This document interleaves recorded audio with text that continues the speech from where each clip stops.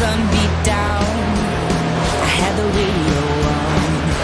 I was driving, trees flew by, me and Del were singing Little Runaway. I was flying, yeah, running down a dream that never would come to me, working on a mystery, going wherever it leads, running down a dream.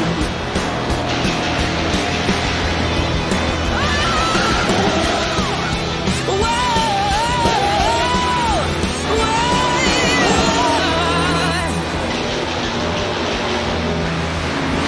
yeah, running down a dream that never would come to me, running down a dream. Oh, yeah, running down a dream.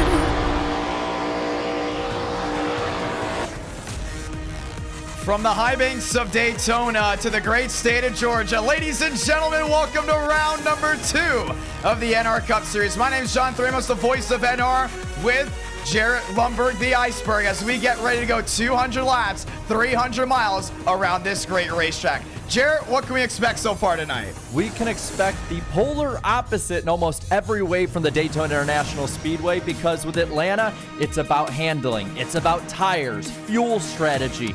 Oh, and then there might still be a big one. We don't know. But most of what you saw last week ain't going to be the same this week. We're going to have a lot of trends tonight to go ahead and talk about, but ladies and gentlemen, welcome to Countdown to Green. Let's start off with something that may be a little bit too early to talk about, but it's going to be a championship run to the end. And oh, by the way, we're going to shuffle the deck tonight. Race number 2 is going to change everything. We look at the top 10 in points after Daytona, and first thing that came to both of our minds is, oh, this is going to change a lot. Yeah, I mean, you look at some of these guys who are up towards the top, and there'll be guys who, through the season, the super speedways are the big tracks that they go for. But then you have others in the top 10. Daniel Mosteller. You have, for instance, Braden Movick, Justin Champagne, guys who we think are championship contenders who had a really good start, and that could launch them into that championship fight, while others further in the back may have to make up a lot of time or a lot of space in a limited amount of time. And that's the big thing too. You look at the drivers that are good on the intermediates and know that's their sweet spot. A lot of them are outside that top 10, but there's a select few that are in that top 10 that I want to point out. Number 1, Braden Movick, sitting third in points right now, heading into Atlanta. Listen, he was fastest in Speed Week. Him and Vila were very quick. You look at other drivers as well. Douglas Newbigging surprised me big time in Speed Week as well. He was almost about even on lap times. And oh, by the way, both those drivers are in the top 10 in points. And on top of that, when they run fast at these tracks, you lead laps. You can get bonus points for leading laps. You get bonus points for fast laps. So even if somebody is a little further back, but still maybe in the top 10, not going for a win, they still can get points through the night that make up throughout the season. I mean, this is only a 10-race season. It's basically a chase. And that's the big thing too. We have another eTicket event in the NR Cup Series. That's going to be the All-American 400 at the National Fairgrounds Speedway. You have to be in the top 20 in points to lock yourself in for race number 4 heading into that. If you're not in the top 20 in points, you're 21st on back. You have to qualify your way into that race. You look at the drivers that are outside that points bubble. You look at Spencer Burns, who knows he has to do well. You look at drivers like Dale Greenwood, even Kevin Champagne, that may be a driver that just want to go ahead and trophy hunt, but still has what it takes to qualify his way in to the Fairgrounds event. There's going to be a lot of shuffling here tonight. That's what we're really excited for. And if somebody gets taken out early too, who is just in front of that line, the difference between 21st and 11th is only 10 points. So that is 10 positions on the racetrack. If you get taken out in a big wreck or somebody else's mistake, you're going to fall out of the top 20, and you're going to be in jeopardy of missing some of these races. And with it being consistent points and a whole lot of new rules we have here heading into race number 2, you have to be smart at every end of this speedway. Atlanta offers a lot for these drivers. You can run the top, you can run the bottom, but with that old surface, you have to save tires, and we have only 8 sets heading in for this 200-lap race. Drivers talked about it. You give them 8 sets and things go a little bit wild late in this race, you will have to make that decision. Do you want to stay out for track position? Do you want to come in for tires? And depending on how the race has gone, these guys may not even have a set left come with 25 laps to go. Yeah, 25 even if you have 8 different tire runs, but you have this Gen 4 car too. This car is not like the next gen car. The next gen car last week we saw was like a tank. This is kind of I wouldn't say paper mache, but it is definitely more or less a car that could be taken out. So you got to take care of your equipment. If you brush the wall, if you hit the wall because your tires are worn out, that could mean the difference between winning this race, winning a championship, or even just making the race in 2 weeks. And that's the big thing too. You look back at Daytona, all those cars, they were taking hits left and right, and we saw a good amount of that field finish that race. With Atlanta, it's gonna be a little bit different. You get one big hit on the nose, pack the bags. You're heading to Darlington in 2 weeks because you're done. That's exactly how this Gen 4 works, but there's pros and cons to this car. The first thing is not a lot of dirty air. So depending on if you gain or lose, you can't blame dirty air. You're gonna have to blame either the fact that you don't have the speed through the center of the corner or you didn't save the tires. 2 big trends heading into Atlanta that we can talk about through NR Night.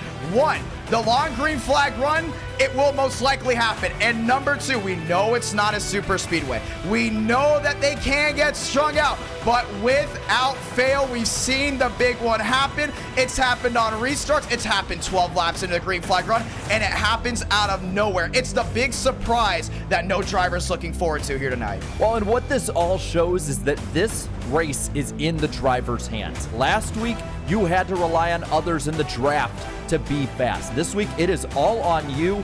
If, for instance, you make a mess up in the pack and cause a big one, that's on you. Yes, you can take out part of the rest of the field there, but more than likely, you are going to be the difference between you running top 10, top 5, behind the top 20. You don't know until you get out there and start actually getting a feel for your car. Best thing about it, skill gaps can be tight. We've seen it already before in multiple races that we've done at this track with this car track combo. But the big thing you have to throw into the ring is the fact that the tire issues and the fuel lineup is completely different. Fuel cells usually range between 47 to 55 laps. The tires around lap 30 to lap 35. That's where you're going to see guys really struggle with handling, and we've seen guys push it to the limit on fuel, and it's worked before, but it also has not, because the longer you stay out on those tires, the more time you're going to be losing once you cycle on through. Yes, but if there is a long run too, the difference is 20 laps between if you go hard on your tires early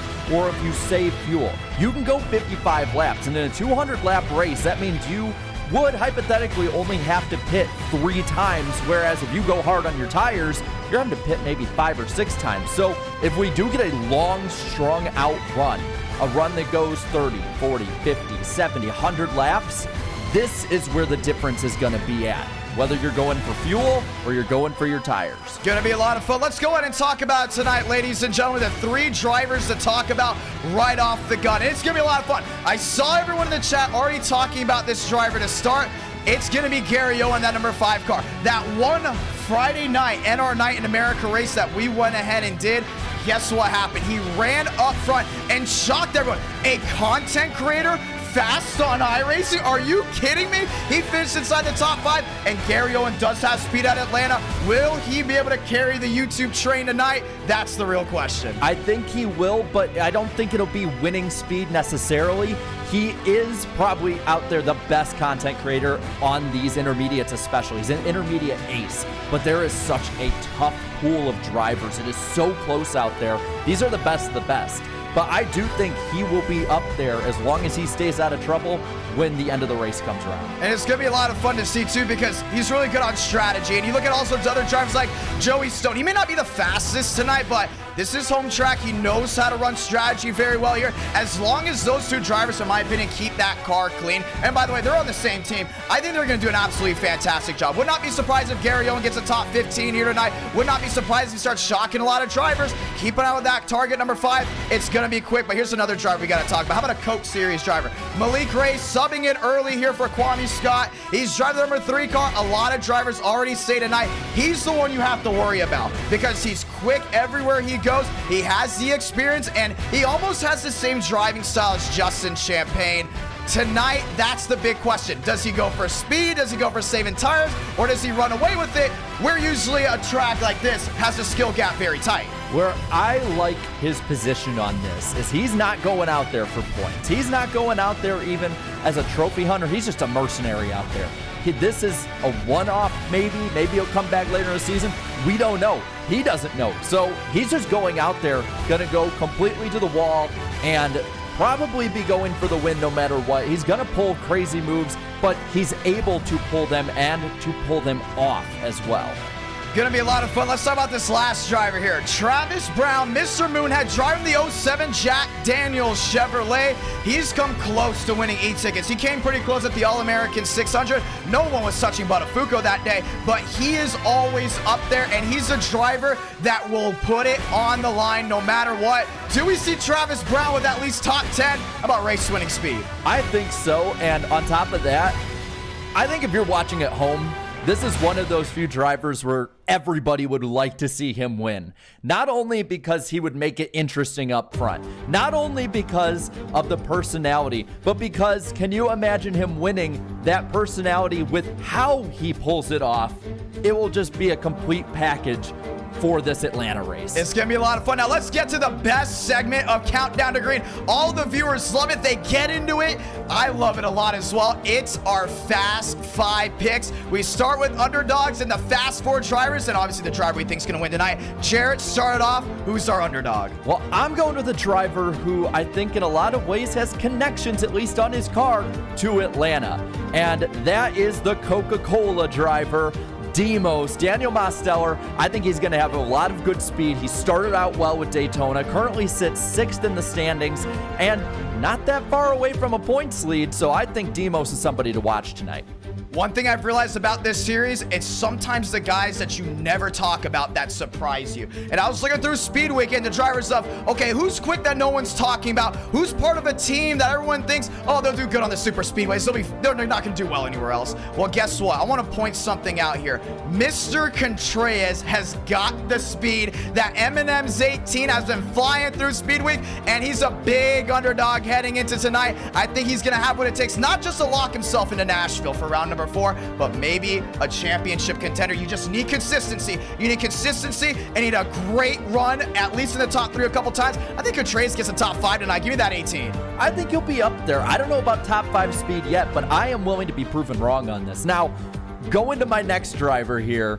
You mentioned him earlier. He has that ability just to pull off absolutely insane moves out there. He has the aggression, and he takes care of his equipment.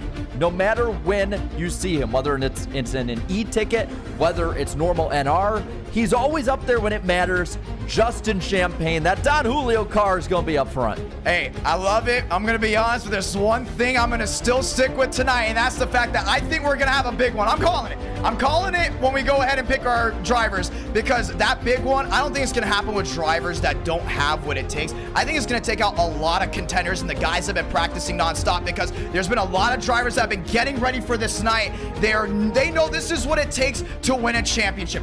Winning at Atlanta. Yes, round number 2, but there's one driver that I know that has not won since May. He hates when I say this. Absolutely despises it. One and done, batted 1,000, has been winless since, but I think the winless streak could very easily come to an end here tonight. Give me Burnsy in the 06. Oh. Spencer Burns has got the speed. He's got the knowledge to get it done. Hey, 8 tire sets. Hey, he was one of those drivers that said, we need to have it. I think there's a reason why he wanted that. He's got the strategy for it. Give me the 06. He knows what he's talking about. He knows what he's doing out there. And I think somebody else also knows what he's doing out there. My third pick on this list, you see, I got to see him firsthand commentating an event win and stay in contention all night long. And I think he's going to do something similar again, staying in contention all night long, showing a good bit of speed. I'm going to go with Schmidt for this one. Oh. I know, outside pick, but I think he's going to be able to prove me right. He's won here before, and he's got the Pit Viper machines on tonight. You're going to need the shades for those beautiful Atlanta sun out there, but I'm going to be honest with you. I'm still sticking with the drivers that nobody's talking about, because you got to look at the drivers that have won in Atlanta before at NR9. The drivers that have gone through it. They've had to deal with heartbreak. They've had to deal with winning out of nowhere, and let's point this out. This driver won a race in October of 2021. He went on a drought. I mean a long drought. We're talking 8 months of finishing second or worse. He was the caboose of NR Night in America, almost turned into a laughing stock. Then he won at Bristol and didn't stop winning since. He's driving a beautiful number 1. And oh, by the way, number 1's going to be up front. Give me Abraham Vila driving his way to possible victory lane here at Atlanta. Vila's got speed, but I do not think he's going to be able to beat my two picks coming up. No, I don't think he's going to have that speed. I'm going for my runner-up pick here. Somebody who was really, really quick at Daytona. Somebody who is a championship contender through and through. He's going to need the points today. I'm looking at the list. He's right in that little kind of cut line at the moment of the top 5. I'm going Joseph Armstrong. That 20 car is going to be up front. He was my pick for Daytona. I'm going to be honest, in my opinion, I don't want to go and say this on stream, but Joe's got the speed, but he hasn't had that speed when it comes down to these about medium runs. I think it's great if we get a long green flag run at the end, but Joe winning this one, I don't know about that. We'll see. We'll see. Well, I want to point this out.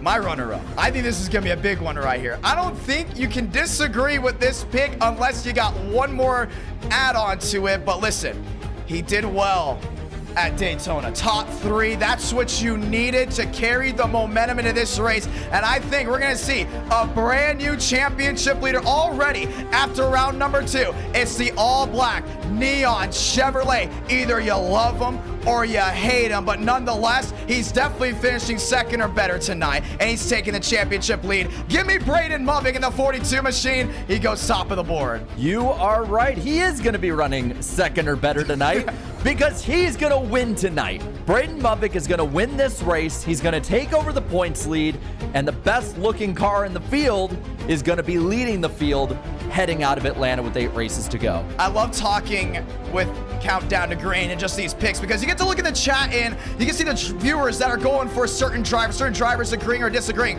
This one I think people will disagree on until we drop that checkered flag. I'm going to be 100% honest because this driver has been so quiet. You saw him in the Ford 400. He had speed in the Ford 400. Nearly won the Ford 400 because he's used to that heavy stock car, that very big challenge. But listen, tonight it can only be won by one, and it's going to go the way of a king. Give me Mr. King, top of the board with the 16. He's got the strategy. I think tonight's going to come down to strategy. Either you know how to save tires or not. You're going to go wheel to wheel all night. We're going to see different passes. I think we're going to see multiple different leaders, but tonight's going to come down to who's the smartest on and off of pit road. Can you not make a mistake? That 16's not making a mistake tonight. He's going top of the board. Well, he needs it tonight. He needs a good run because I'm looking through the points at the moment, and he is 38th in the standings leaving Daytona.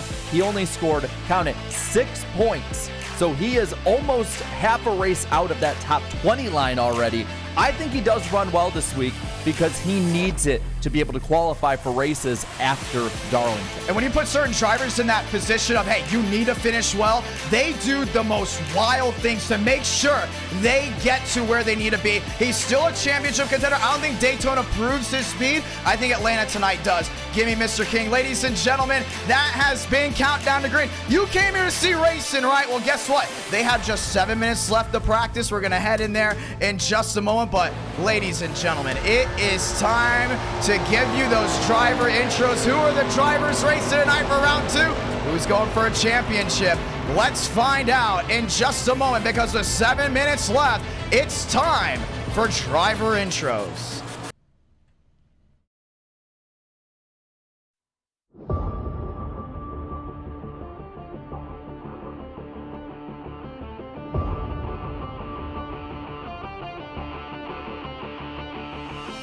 That has gone 1-for-1 in their first shot in NR9 in America. Spencer Burns victorious for Darlington. Brown holding on to third. Thornquist down to the inside, wheel to wheel once again. Travis Brown not given the room, but might have nearly gotten the bumper. Side by side again. Vila in Budweiser, victorious from Auto Club Speedway.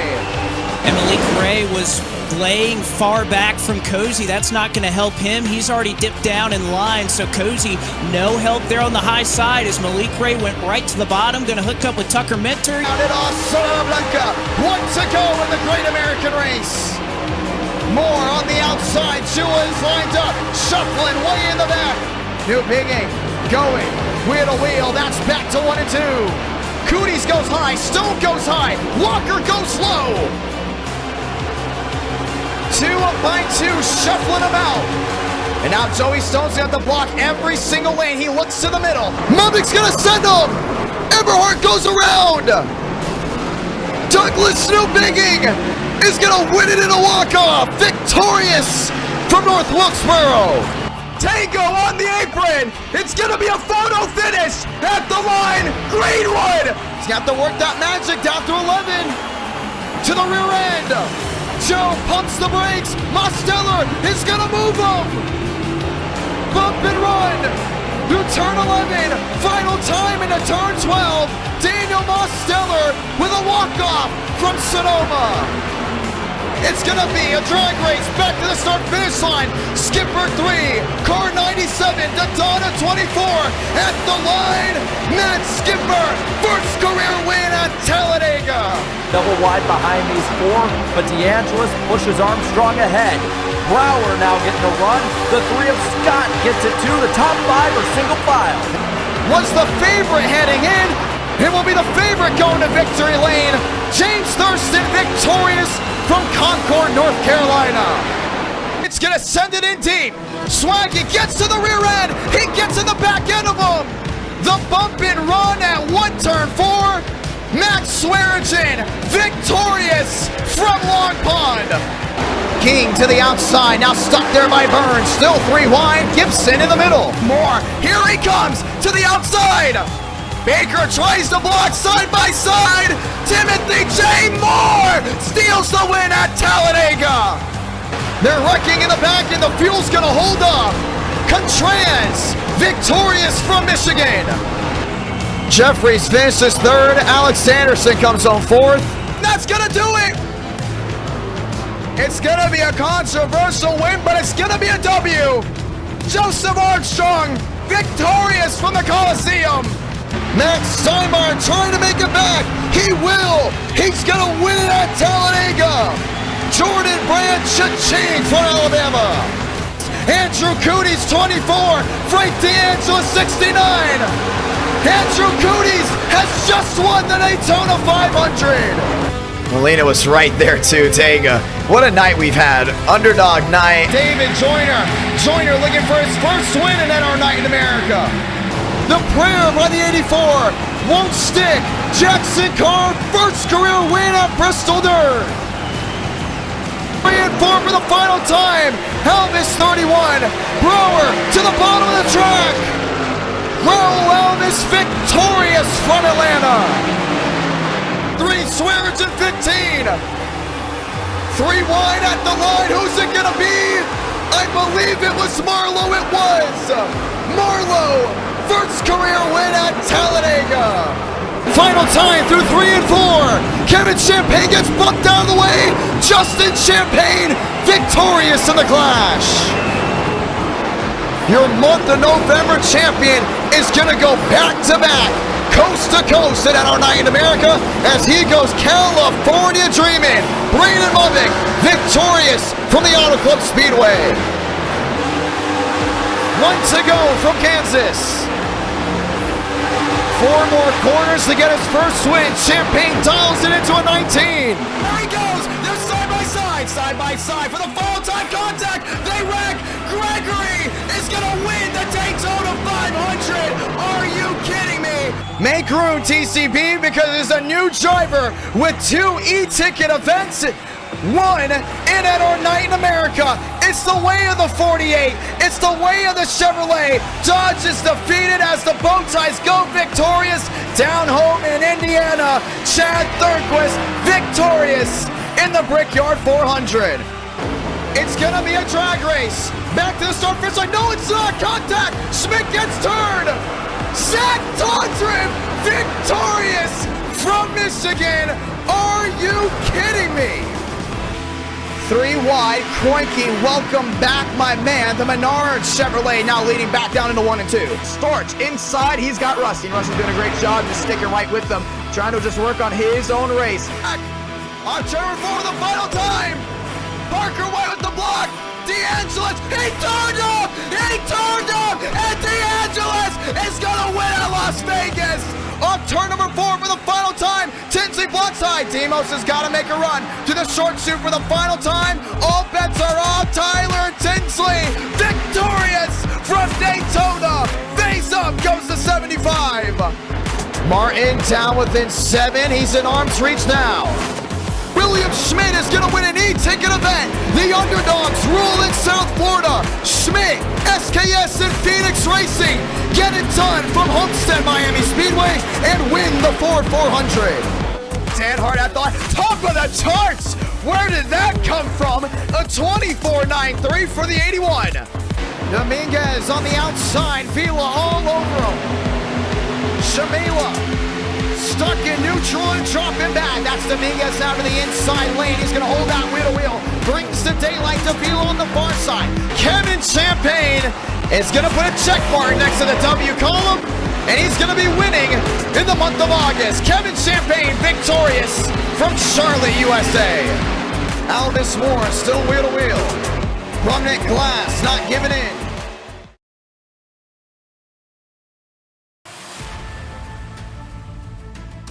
Ladies and gentlemen, welcome to the high banks of Atlanta. It's time to qualify as we get ready to set our field here tonight. Round number 2, top, bottom, it's time to hot lap. Well, and the first point you get is from being the first one on track. Pole sitters do get a bonus point in the NR Cup Series, and that point is going to be crucial in these coming weeks. Gonna be a lot of fun. Timothy J. Moore almost won the Daytona 500. He works his way off turn 2 down the backstretch, getting ready to go ahead and bring it to life.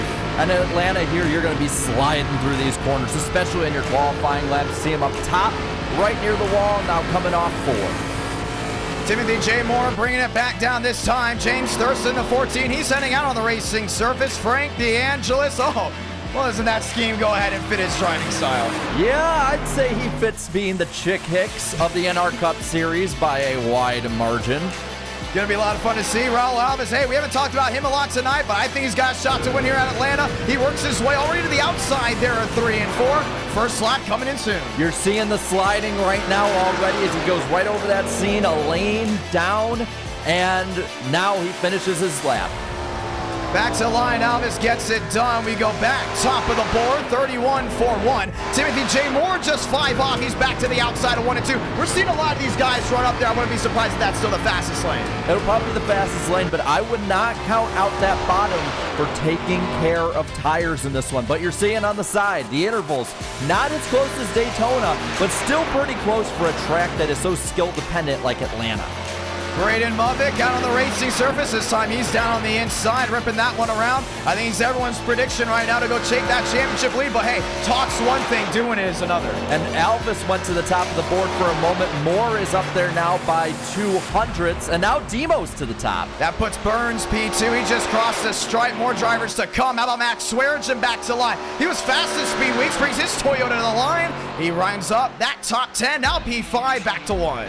And you're starting to see just how close, 0.00 between the 9 and the 06 up top. Here goes King. William Schmidt down the backstretch. He's got a whole head of speed. Jackson Carr, 13. Trey Norma back to 19th. Top of the board, Mosteller, 31-16. And you're seeing Vila. He's up in the top 5 as well with King in 3rd.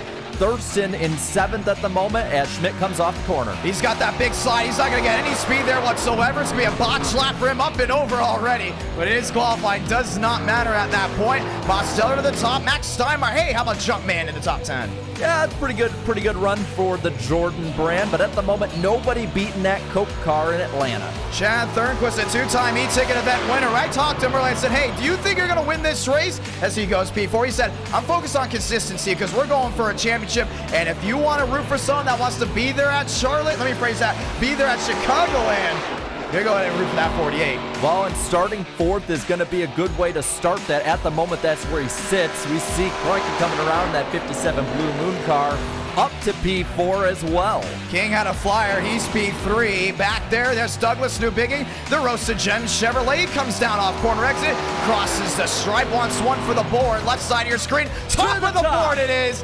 31-15. From roasted gems to roasting the field, Newbigging takes the pole barely from Demos. Zach Todriff 16th. How about Tyler Tinsley to the bottom? That's 18th. You got more drivers going. Dominguez in the National Guard Chevrolet. He's to the center and he needs speed. I don't know, John. I don't see anyone beating those top two, though, at the moment. Those are fast times. And look at the difference between the top four. 1/100th of a second as we see Joey Stone giving his lap. He's ripping it down the backstretch of that cutscene Chevrolet. He's back to the outside there at 3 and 4. Hey, it's a homecoming for the 6. You have to perform no matter what. You got eyeballs all over the place. You see him in the top 15? He's shown speed before in Atlanta. We're going to see right now, moment of truth. He's 29. The thing is, I still think he's going to be a driver that's going to have it late. How about Justin? Give me Don Julio. Do we see top of the board to the line? Chevrolet locking it out. Not going to happen. Justin Champagne, P24. He's going to have a lot of ground to make up now when it comes to the championship as well as the race. Joey ripping it around one more time. He's not done just yet. He's got a wide open down off 4, ripping on the edge, and he gets it back to the line. It's the diamond left to right. Top 20, left side of your screen. Does Joe make it? He does. It's a top 5, and Underdog still trying to rule here in round 2. Hometown showing for Joey Stone. Top 5 for the 6th car. How about that one left side of your screen? That's your top 20. Newbigging, Mosteller, Burns, King, Stone working out your top 5. Kroenke, Thornquist, Abraham Vila. That's your Elite 8. Brower, Sweargen up to 10. Thurston Moore, top 12. Wilkerson, Steinmeier, Braden Movick, Alvis. That's your Sweet 16. Did we underestimate the hometown content creator? Joey Stone, top 5 shown speed in plenty of other races in Atlanta as well in iRacing. So I don't know, that 6 car may be the biggest dark horse of the night.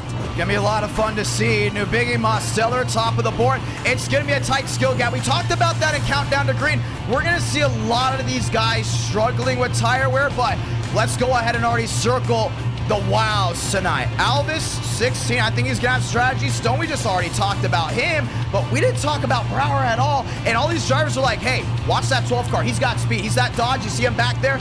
Watch out for him. How about Wilkerson back in 13th? He was quick at Kansas till he got his first win in NR Night in America.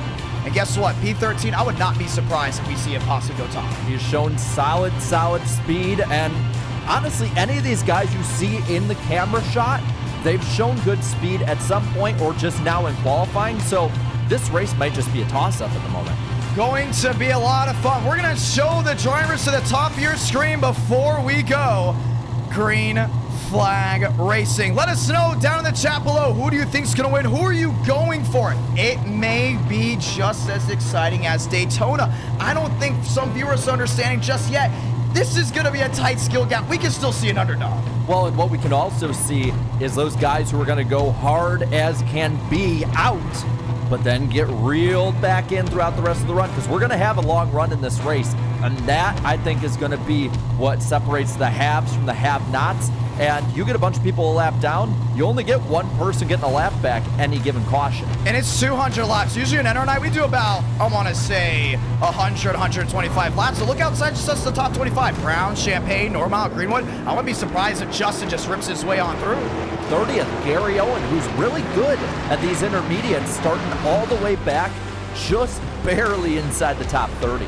40 drivers getting ready to rumble here at Atlanta. Top of the board, ladies and gentlemen. And a couple times by, we'll be dropping that green flag. Douglas Newbigging, Daniel Mosteller. Hey, listen, this is the home for Coca-Cola.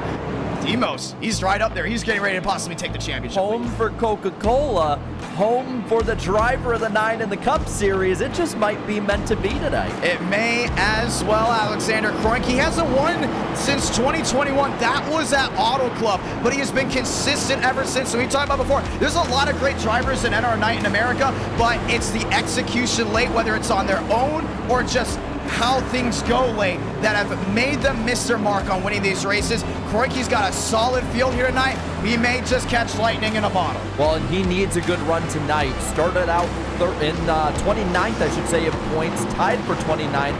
10 points out of being locked into that race at the fairgrounds in a couple weeks. We got movement on the racetrack, ladies and gentlemen. Next time by, We will be getting this one to go. Tires, tires, tires. Get your strategy ready. Burns P3. You got King up there in fourth. And oh, by the way, if you came for wheel-to-wheel racing, if you come for the speed, you're going to get it. Camera angles all updated on a beautiful Tuesday night. Welcome to the NR Cup Series, round 2 from Atlanta. High Banks back to 1 and 2. Next time by, it's the one to go, and this is what's going to come down to as well. Braden Movick, everyone's expecting him to be the main one to shuffle that deck and go for that championship. He's back in 16th. We've seen Aldis do well here before. Too many drivers up in this top 20 that have shown speed and won or almost won in Atlanta. Well, what all these guys need to remember is a couple keys to this race. One, you can go 55 laps on fuel if you're careful, but you only can go about 30, 35 on tires. Big one happens a lot.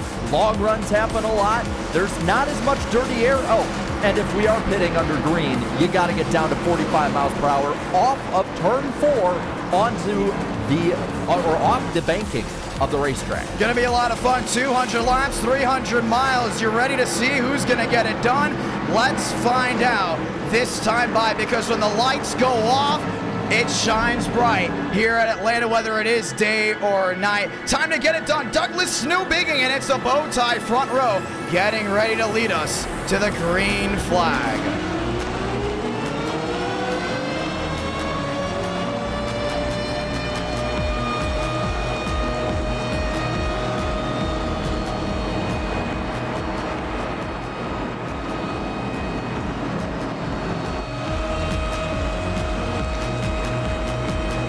If you're a member, you have brand new icons to spam of your favorite driver. Daniel Mosteller, Douglas Newbigging. Do we see a King go to victory lane? Do we see Burns shut the show? Do the underdogs go back to back? Stone getting his first ever win?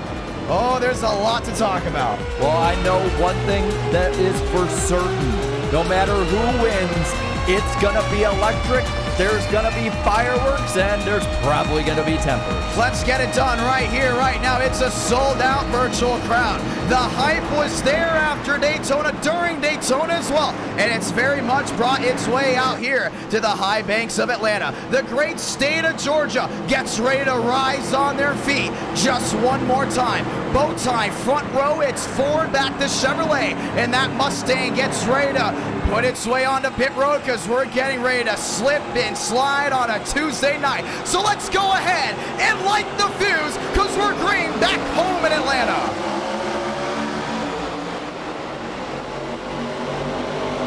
Kick the dust up, we're down into 1 and 2. Newbigging gets a draw in, that's with the inside lane. Burns right on the ragged edge. You see Mosteller going up half a click to the outside of turn 2. It's the thundering roar machines down off corner exit. Full saw back in the gas. 3 cars under a blanket for the lead. Mosteller comes out ahead. Newbigging looks low. Devos goes down to block. You got Burns back there in third, tucking in line, but it's still wheel-to-wheel behind. Third-Quist puts himself in the 8th position. It's Koiker around the outside. Stone sideways, call it 3 wide. That's way in the back across the stripe. Now 7 or 8 cars now under a blanket going for 5th. Now 3 wide, Stone continues to fall back. You're starting to see that track forward there from King. He's gotten it all jacked up there. It's wheel-to-wheel now for second. It's Burns downstairs. It's Newbigging back to the outside. That wheel-to-wheel continues her back through 3 and 4. Burns dives low into the corner, clears in for second, and keeps that spot on 4. He gets it done just like that as the wheel-to-wheel continues behind. It's Wilkerson up to 8th. Everyone chasing the Coca-Cola Chevrolet. Mosteller, Burns, Newbigging top 3. Down in the back half of the top 10, Movick and Thornquist making their way up. That's the first side-by-side battle as Movick has to run up top. It's a slugfest. That Swearingen downstairs. Everyone's trying to hold on. Braden Movick has cracked his way into the top 8. We ride right on the gearbox back through 3. Not the top 8, the top 6. Movick is slicing his way through this field early, now looking to get to the top 5. Saving tires out of track position. That's what he wants early. They work their way back to the line for the wheel wheel. Everyone trying to work their way forward. Burns down to a 28. That's 1 and 2. It's Zubiging back to a 6-3. Top 4 is faded out. It's Vila on the outside lane. He gets the run down off corner exit. And looking to crack the top 10, your Daytona 500 winner, Andrew Cootie, up top over Wilkerson in 10. He's up to the 10th place spot. We got one to the wall. That goes Abraham Vila. Just punches the outside. 3 wide. Cootie not missing a beat. He gets the 2 for 1 off 3 and 4. Right up the middle, right behind Mubbock, looking for room. There's none there. They're 3 wide, still heading into 1. He's trying to go ahead and open that gap, and he does. What looked to be a crap gets out wide open to the center. Mosteller and Burns still 13. The difference, slipping and sliding off corner exit. It's Vila back to the rear end of the 42. Now they fall in line. Cootie looks up high, going over Vila. Now back down low, right and back, and there he goes. Andrew Cootie's into the outside wall. Max Swearingen involved. That's Wilkerson taken out in it. James Thurston as well. And on lap 5, you already gotta wonder what's gonna change here for the championship battle. Your points leader is in it. Thurston had a big shot. Went up and over. That may have been the 43-14. Just heard the thump. But it was like a grenade went off into 3 and 4. And the caution is already out. Oh, we don't have fast repairs in this race either. That's it. You may be done it for Max Swearingen. You practice all week long while the rest of the field was in Daytona, and you're getting ready to pack it up and start focusing most likely on Darlington, unless you can repair it. They were racing so close to the corner there, 3 wide for lap after lap after lap, and ultimately just couldn't hold up through it.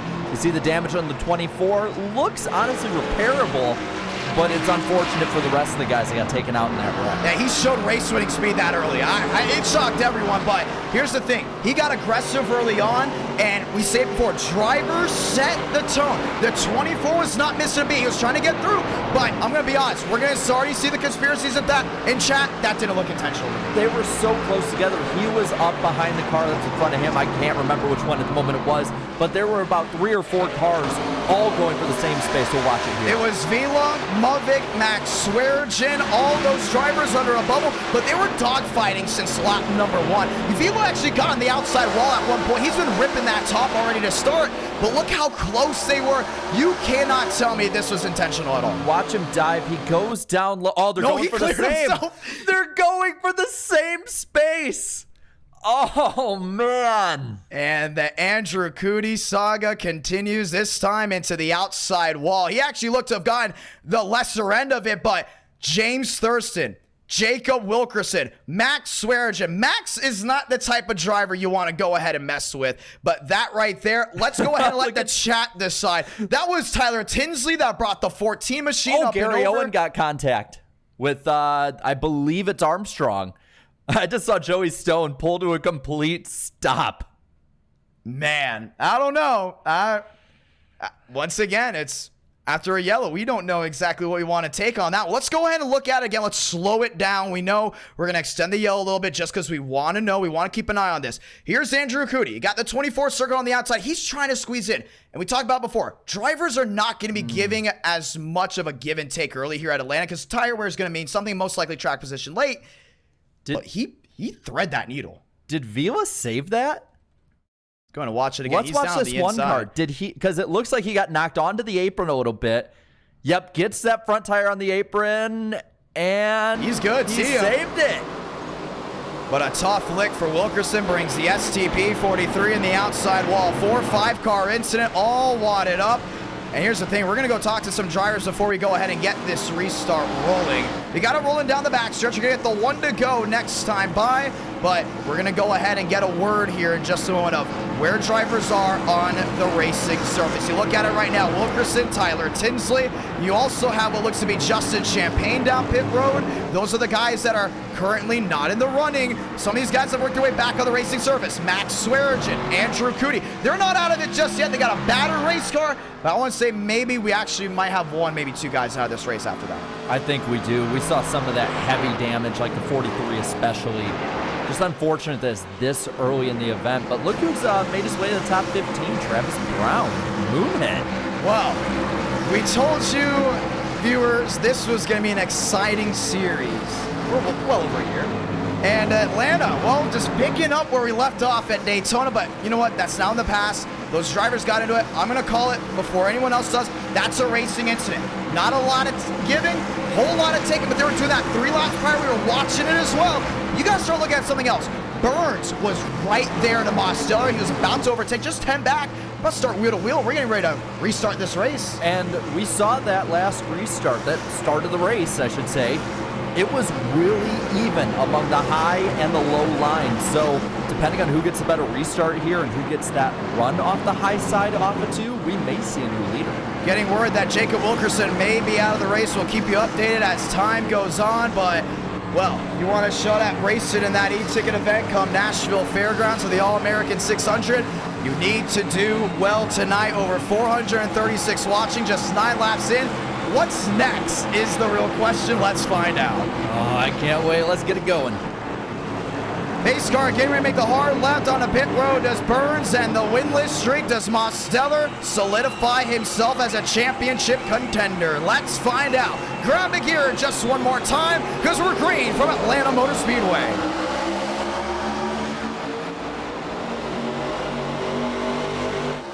Heading back into 1 and 2. Thornquist looking 3 wide already on the outside. Vila pumped the brakes to let the 42 in line. Mosteller gets out to a consistent lead. It's Dubiggy dead sideways to the center of corner of 1 and 2. Burns hits the jets and starts the countdown down the back. King now goes on the high side on pursuit for third. Up top over Dubiggy, and there goes Thornquist all the way to the wall. They exit 4. He does not want to be denied. He's won 2 e-ticket events, and once again, a championship contender. Gets 1, looks 2. Wheel to wheel with Dubiggy, and he's back inside the fast 4. Up front, Spencer Burns running down Mosteller in the 9. King right behind him. Thornquist ripping it up top. He's going to get that run down off corner exit. Could get the 2 for 1. Gets 1, looks 2. Down to the inside. Back wheel to wheel for the catbird seat. Burns goes to the vent. 3 wide. That's back through 3 and 4. Burns barely has it. Mosteller up top. He's going to give way. The 06 goes to the lead off of 4. Top of the board. Give it the 06, but it's Thornquist back wheel to wheel. Mosteller's not going to give it up. He slices to the bottom. Slams the door across the barrel. He's back into 1 and 2 and has Pursue on the 06 machine. Front 5 or 6 single file, and up top Braden Mubick in the 42 getting the run down the backstretch side by side, getting into the top 5 now. He finds his way around Douglas Newbiggy, but it's Max Steinmeier up to 7th. Give it again, 3 wide. That's the battle for third. It's Thornquist downstairs, King on the outside. They all shuffle the deck again. They work their way back to 1, but all with 1 goal. Catch the 06 machine. And that 06 is not getting away. Demos keeping him right in his windshield. King right behind him. Mubick ripping the top. He's going for second. He's going to get that run down the hill, and he's going to go back wheel to wheel. Mosteller looks 1, now looks to the inside. Maybe he gets a shot. He doesn't. He's towards the outside lane. Back through 3 and 4. If you're just joining in, welcome. It's rush hour from the high banks of Atlanta Motor Speedway. Not as strong through 3 and 4, but through 1 and 2, Mubick is the most strong car up top, and he's going for the lead over Burns. Jumps to the outside. Everyone back on their feet. Braden Mubick an inch off the wall. Needs a run down off corner exit. Gets a shot. Gets the run. Wheel to wheel and see ya. Top of the board and adios. Braden Mubick, the leader at Atlanta. That might be the last they see of him for a while because Mubick's car is bad. Fast and look up top. Travis Brown, moonhead into the top 5. And he's not holding anything back. Trying to find his way around the Coca-Cola Chevrolet. He found his way around King. He puts himself into the fast 4. He's got company behind, but a whole lot of machines to pass. That's right in front, back to 1 and 2. Battle for third is Jack and Coke. Looking up top, that's Moonhead. Demos down low, they're side by side behind Burns. Don't look too fast. Burns is closing on in. The gap back to a 22. Braden Mubick took the lead. You thought it was over. How about not? Travis Brown on the outside. Looks for the quarter panel on the 06. Gets right to the rear and looks for the pass to back wheel to wheel.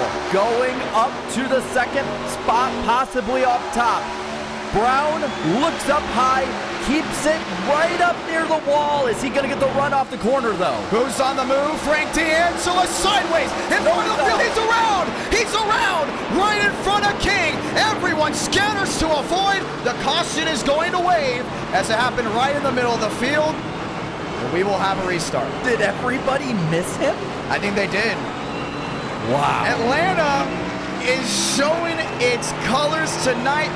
and they said it. You know what? A lot of drivers are not happy about their finish at Daytona because they know they have to get it done here. They're putting it all on the line. It's all or nothing tonight. Last week at Daytona, we had one of the longest green flag runs we probably thought we'd ever see. And now this week, 16 laps in, 2 cautions already. Frank DeAngelis goes around down off turn number 2. And oh, ladies and gentlemen, you got a series that you want to follow every single week, don't you not? Alexander Kroenke, Alvis, all those guys moving forward, but let's go find out exactly what happened. We start down into 1 and 2. He was jumping to the inside. He was one of those drivers who are making a lot of moves. Well, a lot of guys started following what Muvik did. You know what this means, though? He just ripped up one of his sets of tires. Yeah. Really early on in this race. He's going to be at a little bit of a disadvantage, though it is about halfway through a run. But he gets loose. He's so aggressive early. It looks like he has it saved, overcorrects it, back up the track, and the 16 gets into the back of him. And here's another thing. King can't afford to have a bad run, and he doesn't have any damage. He lifted up the rear, and that's what's great about this Gen 4. There's so much clearance on the bottom. If someone does that in front of you, it's not like you're hitting a brick wall. It's like you're lifting up a jack, throw him to the side. He's done, but this could have been so much worse if you look at it. Who's behind him? Alexander Kroenke, speed. Thornquist. He could have easily came down, ripped the entire nose off the low Chevrolet. Brower, New Bigging, pole sitter as well. This could have ended a lot of nights already. Alvis got by it too. Great driving throughout the pack. Everybody missing him. When you spin in front of 30, 35 cars, usually you end up getting hit, especially at Atlanta, coming off turn 2. So great driving by the pack there. It was amazing. Just the way they were able to hold on to that, and the excitement's ramping up. We have not got to lap 50, and you guys start now worrying about who's tearing these tires up. If you didn't pit that first round, you got to come down definitely this time by. And at the same time, you just got to go ahead and wonder what exactly is next. Timothy J. Moore, Tyler Tinsley, he's up front as well. He most likely get the wave around. Frank DeAngelis coming to pit road. Everyone else came down off and in, and they're starting to go ahead and rejoin with the pack. So it goes Braden Muvik, Spencer Burns. Oh. Those drivers won off pit road, but There's Justin damage. Champagne's got a lot of damage. Yeah, Justin Champagne early with damage. That's going to be something to watch throughout this race because Justin was up in the top 10 after Daytona, but if he has a bad day, he's going to be right near that cut line. Let's go in and talk to some drivers. I want to talk with Chad Thornquist. He avoided 2 wrecks to start the first 15 laps. Just let us know down in the chat. We got to know what these drivers are exactly thinking as we get ready to go green again. Fun night of racing, ladies and gentlemen, and our night in America, fueling victories all year long. Tonight, we crown the winner here of round number 2. We get the one to go here very, very shortly, but wow, it's been a whole lot of fun. We would love to go in and see what Chad Thornquist has to go in and talk about. As of right now, we can't, so let's go in and talk to Spencer Burns before we get it. Burns, this is John. You got a copy? I do. What's up, John? It's been very entertaining already up here in the booth. Well, you got 19 laps in out of 200. You have the race-winning speed. You're starting P3. You're back there with Muvik. What's going on out there for you? So just so far at the beginning of these runs, you just kind of want to wrap that white line as best as you can off the bottom. Don't kill the right front too much. I don't think right rear is going to be too much of an issue. Maybe later in the race when we're ripping the wall, you might get a little bit of looseness on corner exit. But I think so far, I don't mean to brag or anything, but I think I should have like an 80% shot of winning this. Muvik's fast, don't get me wrong, but I don't think he'll be able to hold that speed for a whole run. Gonna be a lot of fun to see. You're back there in third. A lot of slipping and sliding. You got Moonhead, aka Travis Brown, on the outside of you. These drivers are putting it all on the line. Do you know why is that? Yeah, I think they just wanted to get some field position early. I know some of my teammates were talking about maybe having a couple more cautions early. I know Cootie caused that first wreck, so people are scared of an intentional caution coming up. So I just know some guys just wanted to get track position before the inevitable caution, and Frank ended up self-spinning. Gonna be a lot of fun to see. Do you want to say anything to anyone back at home? Hey, you got a shot.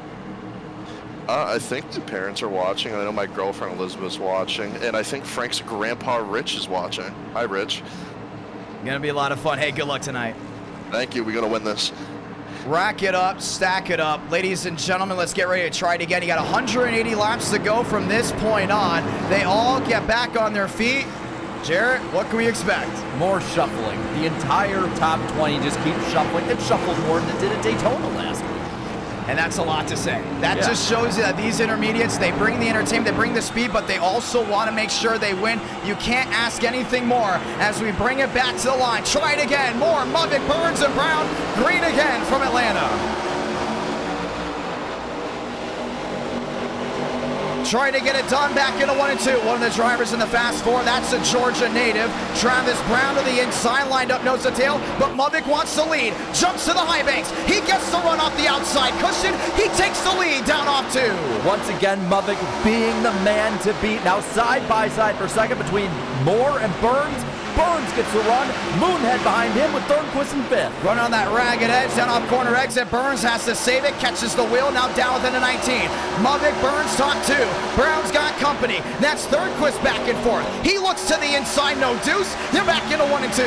Top 5 single file. New Bigging looking up top for 5th.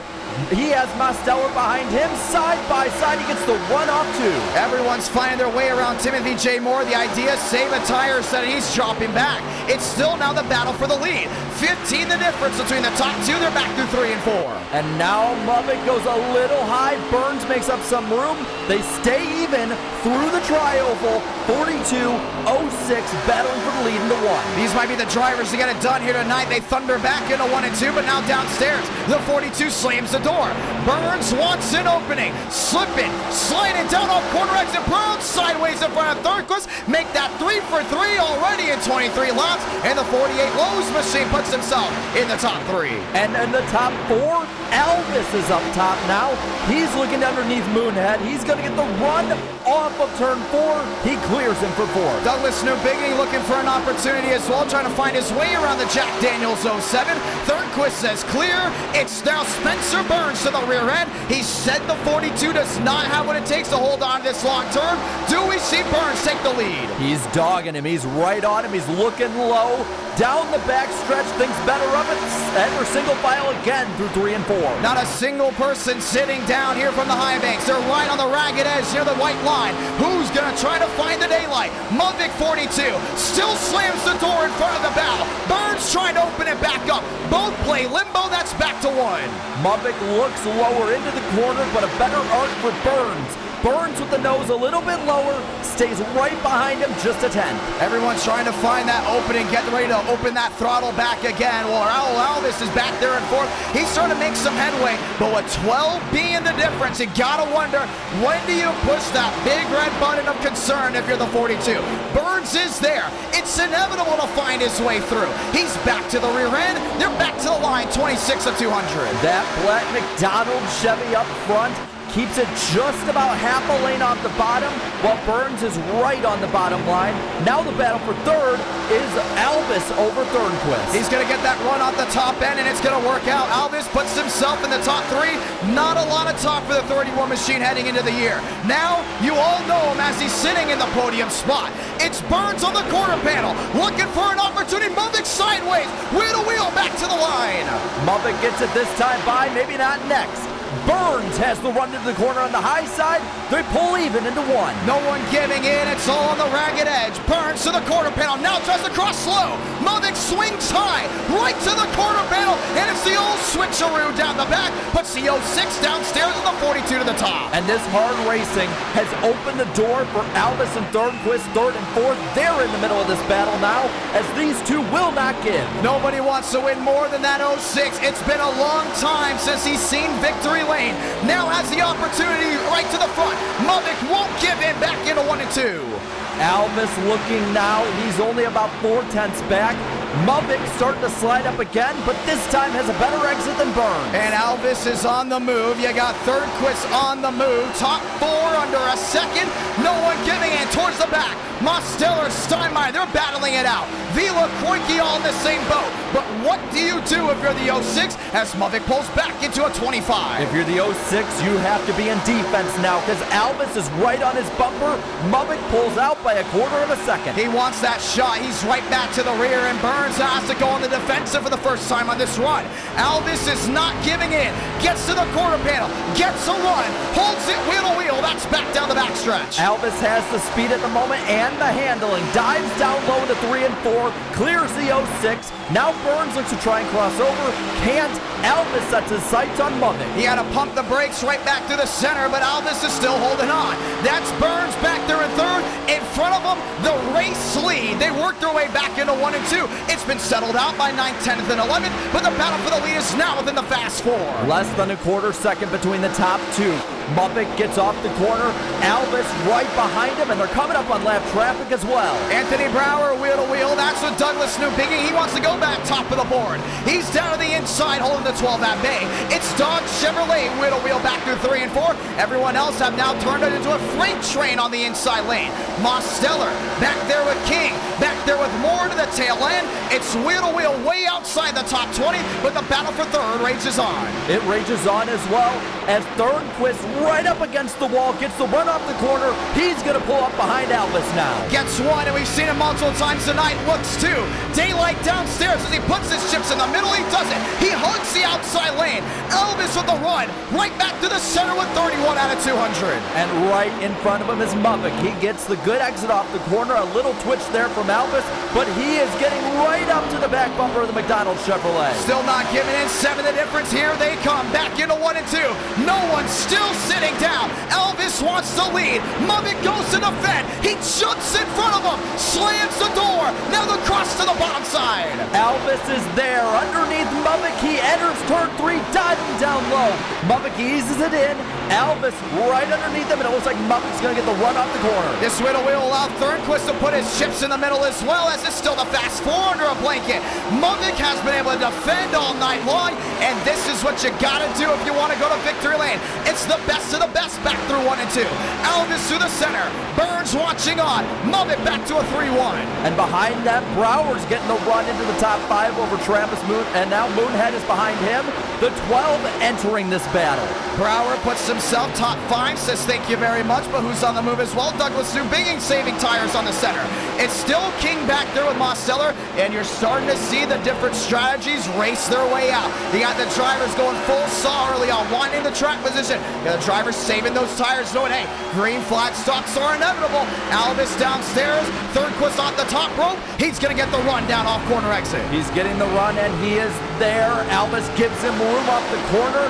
Now it's Thornquist, the low Chevy right behind Mubik. Wheel to wheel, it's been like that all night long. Oh, you gotta love Atlanta. Braden Mubik, a new contender behind. Thornquist stole the Brickyard away from everyone. How did he do it?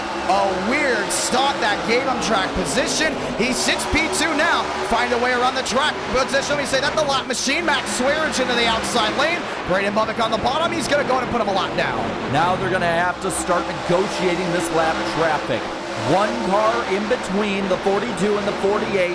Now it's just a matter of getting past him, and he is still making up time on Mubik. It's still 3-2 the difference. Now he has made up time on the track position itself, but the question is, what's the tire saving mode here? Thornquist went through almost what looked to be the entire field again. Mubik had to defend all night long, but it's back in the hand of the 48 through 1 and 2. These guys have been going hard, but it seems like they're starting to try to save their stuff. You can be fast up top, but down low is where you start to save your tires a bit more, especially if you start slowing it up. And if you look even behind them, another cluster of cars seeming to have the same distance throughout the run. That's Max Steinmeier on the outside lane of Alexander Kroenke. Daniel Mosteller, he's led a couple laps here tonight. He's lined up there with Abraham Vila. Alvis, Travis Brown. We've already seen Moonhead just recently back to the outside of 1 and 2. That could change things up, but what about the change for the lead? Thornquist still not giving it. He's back to the outside. Now he's going to get this big run off turn 2. Looks right behind Mubik. Has the run, looks low, now he goes low. He's going to dive down into 3 here and take the lead from Mubik on lap 37. He's got a clear on that 42. He's going to get the run on the outside. That's going to hurt on the corner exit. It's still Mubik on the quarter panel. Back wheel to wheel. Steals the lead back from the low Chevrolet. And Thornquist will have to try again. As always, one step ahead goes the McDonald Chevrolet. And these two have the race to themselves at the moment. A full almost second away from third. Now Thornquist trying to set up Mubik again. How about this one? You got Brower back there in fourth. He's looking for the opportunity there on Burns. Daylight downstairs. He's going to take it, maybe not. You still look at the gap for the top two. It's back to a 25, but Brower the Dodge on the move. Travis Brown still not giving in. He looks to the outside just one more time. And that checkup gives Travis the opportunity to race the 12 up high. He's looking for fourth as they exit the tri-oval into turn one. He jumps right back to that outside, and it's going to hold that wheel to wheel, but here's Chad Thurquist going to try again. 34 the difference. He's gotten the speed as Mullick struggles off corner exit. Burns has calmed it down, but it hasn't calmed down behind. He needs to keep Brown and Brower right behind him at all costs. It's Brown back to the outside. He looks for the wheel to wheel. He's going to go on the quarter panel. This could easily be the battle for third. Brown is starting to wind it up on the high side. This time not as good of an exit, but he looks low, thinks better of it, stays behind the 06. Now going into 1 and 2, he looks high on Burns. He's going to try and get the run off too. He should very easily be able to get it. He jumps right back wheel to wheel with the 06 downstairs. He tries to squeeze on the outside. Brown to third, puts the 06 back to fourth, and now he's got a shot at taking the lead. And now Thornquist is looking high through 3 and 4, about a lane above Mubik. Mubik, though, starting to put a little bit of a gap on him for the lead. And now behind him, Brown is starting to come up behind Thornquist. It's still that cluster for third, but Brower very much knows he's there with a shot. He's on the outside going for that wheel to wheel. Brown way high of an arc back through 1 and 2. Gets right on the cushion on the outside lane. Gets the right rear sliding down off. Thornquist back within a 28. Brown down to a 47. Back nose to tail into 3 and 4. 7/10 of a second between the top 5. Brown looks high on Thornquist now. Thornquist can't go after Mubik because Brown is right on him. Back wheel to wheel again, everyone giving it in. This is the long green flag run you have wanted, ladies and gentlemen. Right side of your screen, that's the drivers that have moved so far tonight. Mubik up 14 spots, Travis Brown up 23. We talked with Moonhead last night, and I said, hey, what is your shot tonight? He said it's all or nothing. He is going to either finish first or he's going to put it behind the wall. Well, at the moment, he's looking to get it up to first because he is charging right behind the 48, looks a lane higher than him off the corner. He's going to look for a run to cross underneath. At the moment, looks high now. He's got a handful as well because Thornquist is close into Mubik, but Brown's still not giving in. Thornquist slams the door high, now jumps it back down low. Brown holds the outside lane unfazed. He looks to get 2 for 1 again. It's Mubik with lap traffic. That's Justin Champagne. Has to slam on the brakes. Top 3 in a line down the back. Under a blanket now. The 42 leads the 48 over the 07. Now down low goes Mubik, lower goes Thornquist, higher goes Brown. Justin Champagne outside wall, multiple laps down, not a worry. It's still Thornquist right back on the ragged edge. He looks to the inside just one more time. Still 14 back with an opportunity. Brower back and forth. Burns back in fifth. Top 5 under a second, that's back to 1. Thornquist and Brown traded lines for a moment there.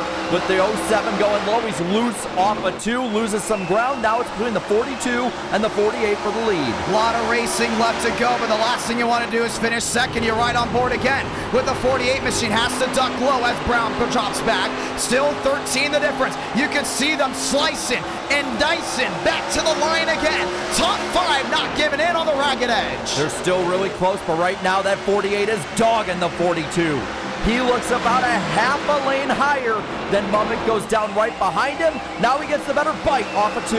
Chad Thornquist wants to lead, and he's going to slide it off corner exit. Now looks back high. It could have been a disaster run for the 48. Travis Brown back in line to the center of the corner, but it's all Braden Mubik up front. Top 3 in a line, and handling's coming into play. And behind them, you got Brower and Burns keeping it side by side for laps on end for 4th. And that is still keeping them close to the top 3 as well. Nothing's given in. Thornquist wants the lead. How about Travis Brown as well? He looks for the catbird seat, the runoff corner exit. Currently at 30. He's in the wall. He's in the wall. And just like that, Brower and Burns are close in the gap.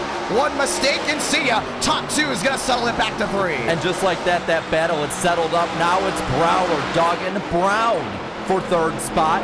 Brown looks low, keeps it in front of Burns, now in front of the 12. Well, there's a fight for the lead up front. He's right now struggling with handling. He continues to hold on to that one. It's still 8 the difference, though, out of the top 2. This time, Thornquist jumps to the outside lane. Bringing it back down low is the 42. It's still nose to tail. That's down off corner exit. The 48 stays higher. Meanwhile, Muppet goes right up in front of him. He looks low, keeps it behind him. They enter right next to each other again into 3 and 4. Chad Thornquist looking for an opportunity. Muppet back down that bottom, watching that white line. He starts slicing and dicing off corner exit. Spencer Burns has now worked his way into third. All lines up behind. It's the 12 of Brower. It's still lined up there with Brown. Still the battle for the lead. That's back to 1 and 2. At a quick update, Albus went from fighting for the lead back to the back half of the top 15, now in 14th.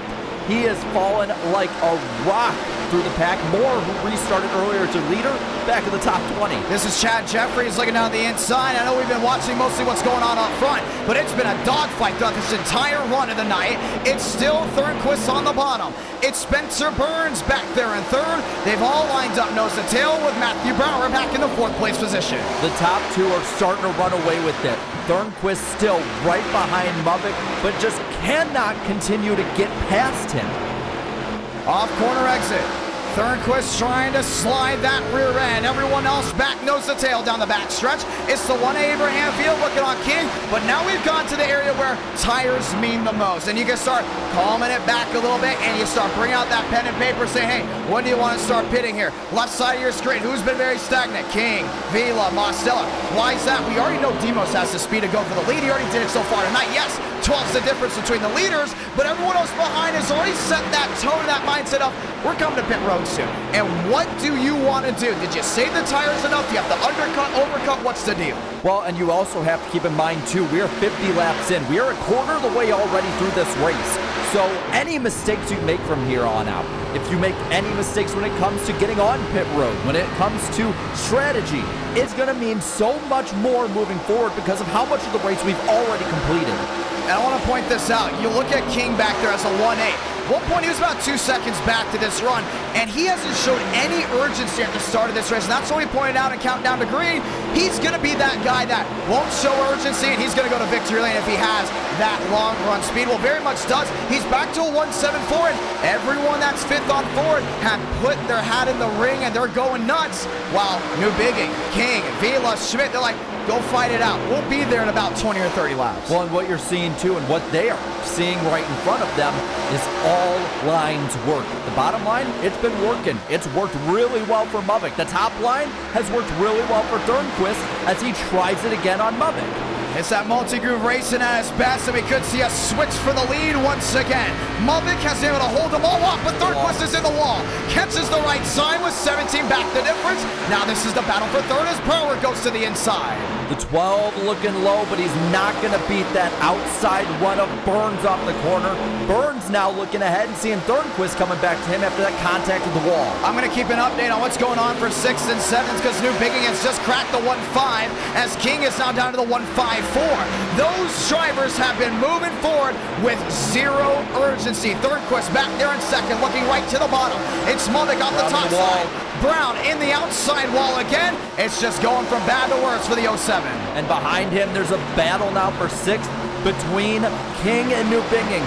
And it's probably going to be a battle for 5th here if Brown keeps hitting the wall. Yeah, it's been a very tough run, and King's been able to overtake Douglas New Bigging with a 1.38. He should very easily crack the top 5 here as the top 4 continue to stay under a second. You watch what's going on behind because they can very easily spring forward. Brown won't get off the outside lane. It's worked the best all night for him, but as time has changed and the track has changed, it's starting to be a struggle as well for the 07. It's still King within a 1.39. It's still the top 2 under a 2.6. And the top 4 are just evenly spaced all the way back about a half second or so. But now Thornquist falls right back to Burns. Burns looking low for second as they go past the finish line. They continue to slug it out. This time Burns downstairs on the 48 of Thornquist. He said it on live. He said the 42 cannot hold on long term.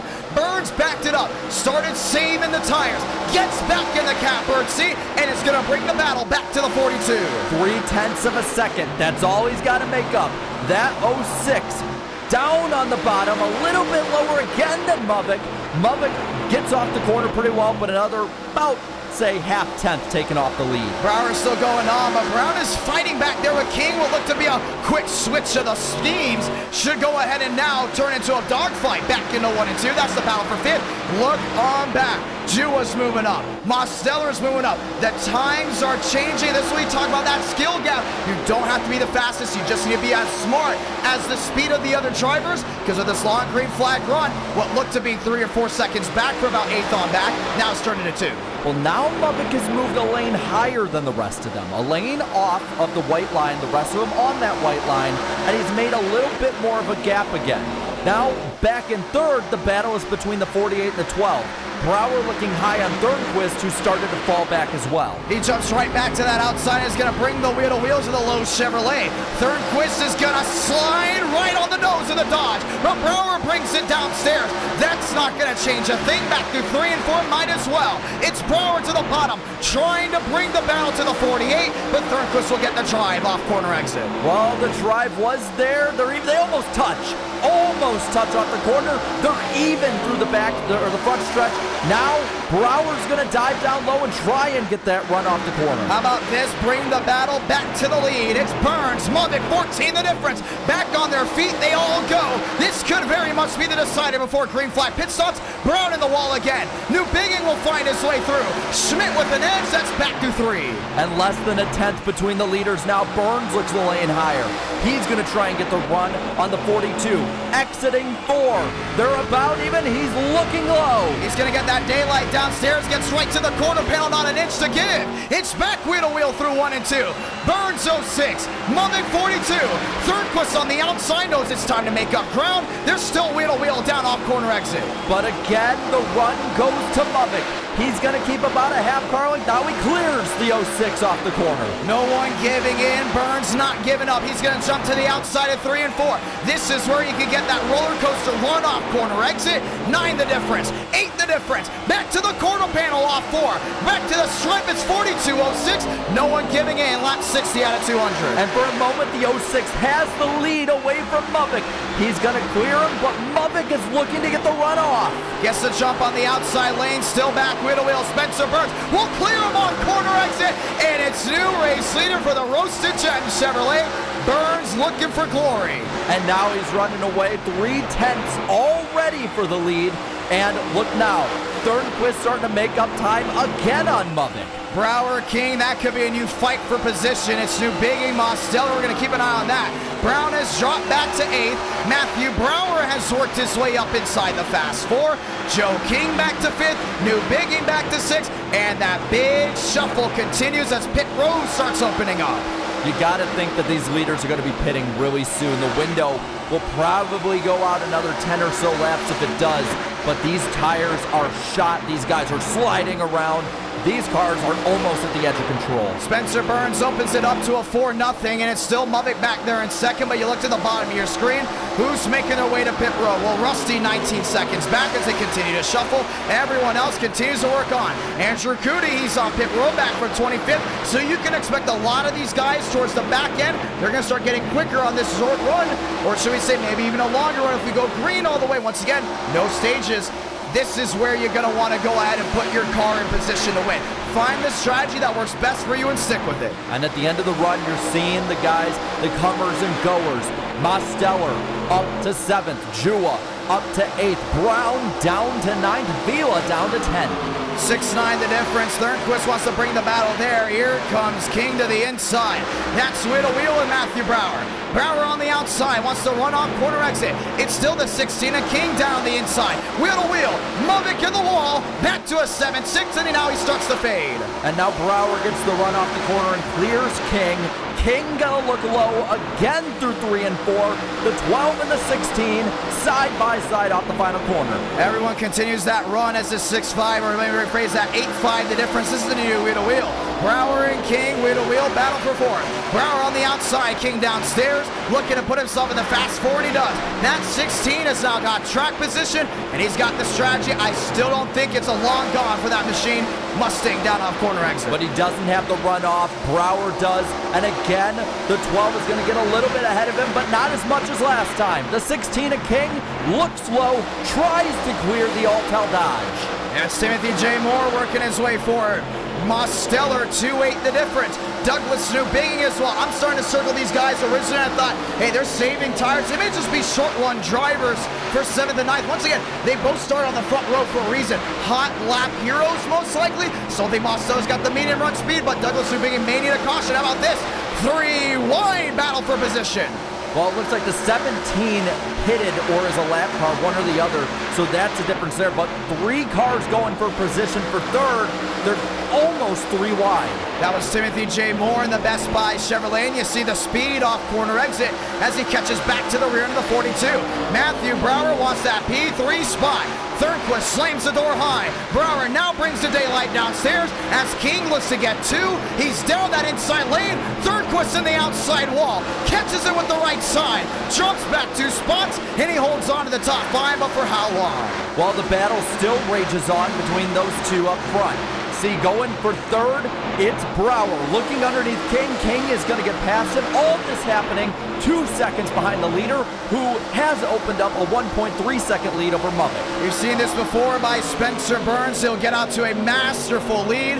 But the only thing is, if you get a caution, what's that short run like? 1-3 the difference. You look behind him, Drew Jua. He got punched out of the way. That's by the 48. Andrew Cootie down the inside. Thurnquist puts the 4 into the outside wall. Back wheel down the back. And Drew Jua just can't catch a break. New bigging looking for 3 wide. Thinks better of it. The 1 of Vila nearly gets into the back of Thurnquist. Thurnquist looks slow. He put him in the outside wall, but Drew Jewell will still hold on to that 5th place spot. This time, New biggings all over the rear of the Public Chevrolet. Looks back down to the inside with the wheel-to-wheel, but Thurnquist now dropping like a rock. Abraham Vila, Daniel Mosteller, all looking for an opportunity to find a way around the 48. Vila gets the run on the high side out of the corner, right above the 48. Thurnquist is fading, now falling back to 9th in almost a lap. You want to talk about handling's hand or going for that one machine? He made the move to the bottom, but had to catch it near the white line. Mosteller looks for 1, gets it on the outside, make that the inside lane. He had smoke coming down off corner exit. Travis Brown looking for pit road. He won't get it at all, and he's going to have to go around again. Kroenke's in the wall. The Blue Moon car was in the wall. He falls back now. Joey Stone finding his way through. That's up to the 16th place position. That's Max Steinmeier back to the rear there, the 69 of Frank DeAngelis. They're back nose to tail again. It's the 18 of Contreras up to 11. Joseph Armstrong up to 10th. And it's those long run heroes that are thinking that it's green. The longest run hero still up front as the 4 and 48 peel off onto pit road. Here comes Schmidt behind him. Steinmeier comes on. Kroenke, it's the land rush. And that's exactly what you want to see. A lot of these guys did a great job at getting as close as possible to the end of that fuel run, but until tires are a big issue. That's Dale Greenwood in the 8 machine. He's working off. He came in a lap earlier. Some drivers still working their way around. Dale Tanhart working his way off the racing surface. What's going on up front? That's the new question. Mulvick 1-5 back. I believe King just took the lead, and he did. Finds his way around the 42. Well, it looks like he's second. Burns still up front. Now we got Brower coming on to pit road too. These contenders got to get on because the difference between tires is too much to overtake with some worn out tires. Watch out for these Toyotas. I already can read them like a book. Joseph Armstrong's idea, be the last driver to pit. Reason why it's going to work if we still stay under the green flag. We've had 2 cautions tonight. It's a 200-lap race. We could still go green all the way, and that's what's great about the Cup Series. No stage races, no time cautions. If something happens on track, then you got to play the strategy differently. But watch that 20 machine. I guarantee he's going to wait till Burns pits before he comes down and in. Yeah, and they stay out once more again. These guys running 7th and 8th. about 6.5 seconds off of Burns as you see the 12 and 57 come off pit road. Douglas Newbigging, P6. Joe King, 1-6 back. There's Thurston. He was involved in that incident earlier there with Andrew Cootie. King, 1-6 back. Mubik under 2 seconds. And Spencer Burns is loving what he sees. They're all working their way back to the inside of 3 and 4. Once again, the top 3 will stay out. Make that the top 5. All 5 of them staying out on track, trying to stretch this run. Wheel to wheel, that's back to the high base. Shovel one around, that's the 99. Tyler Glass on the apron. Way off the track, we stay green. Trying to get it back rolling. If I'm not mistaken, this is exiting pit road. And Tyler Glass, who had a not that bad of a finish there at Daytona, if I'm not mistaken, will now need to have a caution, have a shot, and needs to get back on that lead lap. Those are the kind of mistakes we talked about in pre-race, where you get on and off pit road. It could make the difference of your race. We are having the longest green flag run so far of the night. And now he's going to be even further back, and he's already screwed his tires. Tyler Tinsley looking for a way around the 19. Chad Jeffries, everyone that's staying out right now to the ragged edge. What makes Old Atlanta unique? It's not really driver versus driver like you'd get with other intermediates. It's really driver versus track, because when you get to this portion of the race, yes, you can be battling for position like you can see now, but you're really also fighting the track and making sure the track doesn't take over and turn you right around. Very easy what you could have saw with the 99. And when you're doing all that, you have to keep in the back of your mind, if you eat these tires up early, you could be like a lot of these guys we saw up front fall way to the back, as now we watch Brower make it past Armstrong, go Brower left out. And that's the difference there on tires. You see the 20, Joseph Armstrong, the 12, Matthew Brower. They've all lined up nose to tail. Douglas Newbigging back there in the 6th place spot. Everyone else still nose to tail. Mosteller has found his way back inside the top 5, but Joe King's closed in. 1.5 the difference there to Burns. We talked about before, he was saving tires earlier. Still think Burns is the fastest driver on track as Braden Mubik loses another spot. It's going to be Abraham Vila. Yeah, Mubik not having the long run speed, having short and medium run speed, but as we get further on into this, he continues to fall back, now 2.5 seconds behind Spencer Burns. Mubik to the outside. Rolling that wheel to wheel. Vila down on the inside. Is he going to clear him? He does, but still the 42 on the outside wall. That's the 48 there. Chad Thornquist finding his way around. And Mr. King, how about 1.44 the difference? We may bring up the sectors here in a moment to figure out where Burns is losing time, because now it's down to a 1.3. We could very easily see a switch for the lead. But look at the difference here. King, probably the fastest car on the old tire run, and he is just standing still compared to the 48, who is flying through this field. Chad Thornquist, when it all cycles through, would like to be the race leader, but Spencer Burns struggling with his car down off corner exit.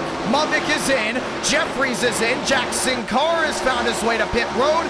All these drivers still trying to struggle as they dogfight their way back through 3 and 4.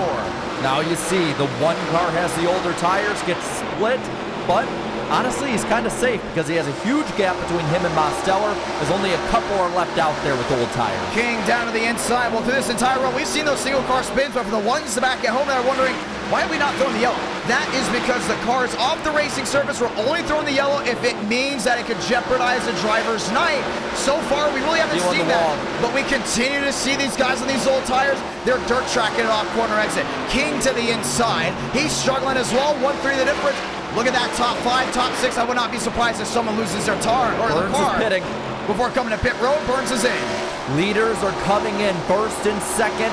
Coming on to pit road, Mosteller gets the lead, or is it Vila? It's going to be Vila, Mosteller, 1.7 back. Joseph Armstrong back to 3rd. Contreras, Douglas Newbigging, top 5. This is now the fight again. It's Braden Mubik on the bottom. He's 1 lap down back to 15th. Max Steinmeier there is slowly pit right before. That's going to be tight. 3 wide down off corner exit. But they make it work. Going down the backstretch now, it's a 23-42 side by side, and the 42 is going to get it easily. Gets around that quarter panel, helps him to turn, and it's going to be saying goodbye for now to the 23 machine. Max Steinmeier really wanted something to work, as Braden Mubik got to fight his way down off corner exit. Vila Mosteller to the difference. What's going on behind? Burns on the bottom. He's going to lose a lot of track position. Will have fresher tires on the long run, but it's all about that long-term game. We're still before halfway. And now it looks like about only the top 5 are left out there on old tires. How long do you make it out there? I mean, 10 more laps and you can make it actually on 1 stop on fuel. Joseph Armstrong, 4 seconds back. He's coming to pit road. Most no, how about not? He's staying out on the racetrack. We said before, he's going to want to be the last one to pit as he peeled down to the inside. Could they be making a strategy move, though, for the end of the race? Even if they can't make it on one stop, that last stop being with maybe 5-10 to go would just be a splash of fuel and go? Or fuel miles. That's the big thing, too, because let's look at it like right now. 81 laps right now in. You got 120 laps to go. Let's say you pit one, maybe two more times. If this race comes down to a green flag cycle, the guys that are staying out the longest right now may have the better opportunity, but it could also go in the hands of the drivers that are staying out for a good long time, but coming in just a little bit earlier than the ones that are waiting to the end of that fuel run as Vila came to pit road. And it looks like Mosteller, Armstrong, Bigging, and Owens. Gary Owen, last one on track, but those four are the ones I don't think that have pitted yet. Joe King finding his way around Joseph Armstrong. 1.54 the difference. That's the battle of the lead, but King at one point did go ahead and fight with Spencer Burns for the lead. This time he's back to the outside there, James Thurston. Mosteller, your leader, back down on pit road, and Joseph Armstrong's going to join him. And that... Oh, he spun it! No! And what was the driver that was running inside the top 10 before green flag spots? Daniel Mosteller will easily lose about maybe a second and a half just from that loop. That's Gary Owen down in it as well. He was about 8 seconds ahead of Gary Owen, and now he's just in front of him. That is a huge mistake from Daniel Mosteller, and now you see how it's shuffling out after these pit stops. Spencer Burns, where is he? Left side of your screen. We're going to find that out in just a moment as we look for our leader. Timothy J. Moore with a big shot. Alvis, we talked about him earlier. The left side of your screen, we're starting to see a lot of shuffling as the scoring pylon gets ready to learn who is where. Steinmeier, Burns, that is now your top two. That could have very easily been the shuffle for the lead. Everyone else on pit road, they're working their way off. Well, this pit cycle started about 15 or so laps ago, so there's still going to be a small disparity between these tires. These guys coming off pit road now, they're going to be really, really fast. Fresh tires, that I guess is one good thing for Demos. He didn't spin after he got fresh tires, but still. Justin Champagne looking to find his way down off of pit road as well as these guys continue to find their way through. Chad Thurnquist, he's down the backstretch, 6-3 the difference. Timothy J. Moore, your race leader, he was the first one to pit. And it shows. I mean, he had the fresher tires earlier when everybody else had those worn out ones. And now it's paying off, though those two behind him, Thornquist and Brower, they're probably going to want to take that lead away from him. And he's not just in front because of speed. Granted, last restart he started first, but he was on worn tires. He wanted to save a set. Thornquist as well, he was struggling. He came in earlier than all these other drivers, just takes the lead from Moore, but you got to wonder, if you're Matthew Brower, you're back there in third, you can fight right here for the lead. And he had the speed before. Braden Movick, William Schmidt, Spencer Burns, a lot of these guys all on different strategies, and we can very easily see passing for the lead, not based off of skill on skill, but based on where did you come out of pit road on what lap. Well, and look at the difference now in time. Thornquist is now 6 seconds ahead of Burns, who was previously the leader. That's the big thing to go in and look at. Here's Matthew Brower looking for the lead off corner exit.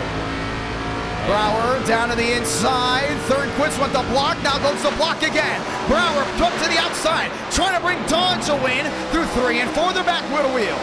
And now Brower is going to try and set him up for a crossover out of the corner. Looks high, has the position side by side for the lead. They're about dead even at the line. Still not giving in. Timothy J. Moore back there in third. 1, 2, 3. He's on the move.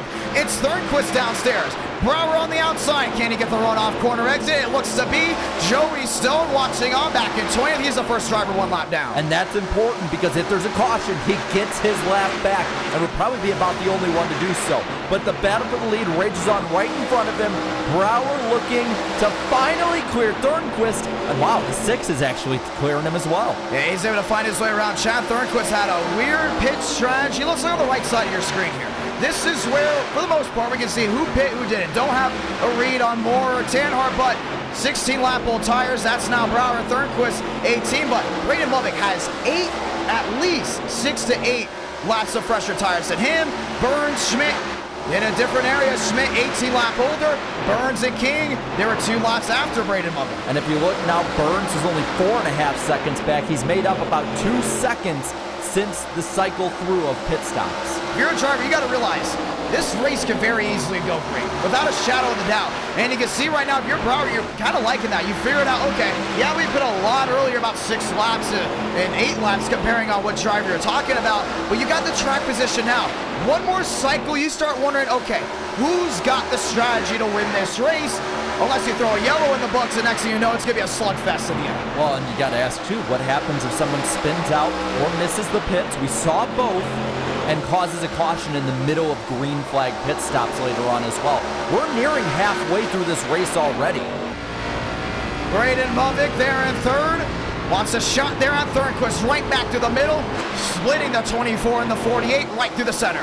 And he's going to get the position on both of them. Movic now less than a half second behind Brower as he fights the 48. Justin Champagne right to the rear end of the 24 machines, looking down to the inside. That goes wheel to wheel. It's Thornquist down, low contact to the outside. And looking back a little bit more as these two continue doing their little duel, it looks like Burns is making up tons of time, now only 3.5 seconds out of the lead. Yeah, he's been rolling well. He's going to find his way around William Schmidt here. Still got Timothy J. Moore kind of just struggling, hoping for something to work out his way, as that's Justin Champagne on the outside wall with Andrew Cootie. They have worked their way down to the inside. Both drivers, if I'm not mistaken, we did get a note. They got into it way in the back under a green flag cycle. Did not throw the yellow. I don't think Justin's very happy with that 24. Yeah, and it looks like the 24 might nurse that thing back to pit road, and Justin, I don't know if Justin's after him or if he's doing the same thing. But these two are going to have to keep an eye on through the rest of this race. How about for the rest of the season? We know that 38 loves to hold grudges. They both worked their way onto pit road, so he will stay green. William Schmidt to the outside back there in fifth. But let's look forward. This is now the battle for the lead. Brower on the outside. They're a Braden Movic. They're back wheel to wheel. And Movic has it just by a little bit. Gets a little pull ahead, being on the bottom. Now Brower's going to try and hook up that run on the high side. That 42 is going to clear, but the question is the crossover, and it's going to happen. Brower down to the inside with the dodge. Movic on the outside with the bow tie. Mac wheel to wheel, going to 12, try to clear down into 1 and 2. If you're Brower, you want to clear him now because don't look behind you. But another second's been made up from 4th place Burns. Now they single file it out. Movic about 2/10 ahead of Brower. Thornquist back there in third, 1-2-5 the difference. Remember, he pit way earlier than everyone else, and Braden Movic goes back to the point, back to the lead. Spencer Burns, on the other hand, back there in fourth, but look at the intervals, 1-2-7 the difference. At the time I started that sentence, that was a 8-2, so he's already gaining time back to your leader. 42 still got to work. And now Movic is starting to pull a bit of distance on the 12 car. Looked like Brower gave him everything he could give him. Now it's about half a second lead. And Burns, well, Burns is starting to stall out a little bit. Everything seems interesting, including up front. 4-6 the difference, back to a 5. Brower gave it his all. He's going to drop back to the strategy. Burns back there in fourth. He's got a lot of heat there from the 88. That's Alexander Dominguez who jumps to the outside lane looking for a way around. But behind, what do you see? How about a King working his way forward back to a 4-5? And he's going to get right up behind, less than 2/10 behind Schmidt. This is the battle for the end of the top 5. 5th place battle, 79-16. Schmidt has a lane higher up the corner, and that's going to open the door for King. Spencer Burns, that's going to be another battle. That'll be the battle for third. He's closing in there on Chad Thornquist. To the inside, it's Joe King. To the outside, it's William Schmidt. Both drivers back with a wheel as the 16 looks to clear off corner exit. Way wide goes William Schmidt, and it's going to be a caboose for him as Joe King will find his way back inside the top 5. King too strong for Schmidt though, clears him, and now trying to put some gap on him. But up front, you look at Thornquist in third, under attack from Burns, who is on a hard charge to the front. Yeah, he wants that lead nonetheless. He wants to hopefully get it before the next green flag cycle as we close in on halfway. It's the 40 to Chad Thornquist back to the outside. It's Spencer Burns back down the bottom. An easy switch up puts the 06 back in the top 3. They roll their way back to the line, and it's all Burnsy back to 1 and 2. And did I say that Burns stalled out? Well, it was only momentarily, because now only 2 seconds or so is the distance between him and Movic, the leader. Well, let's look at the points for a moment, because Spencer Burns didn't have a great run there at Daytona.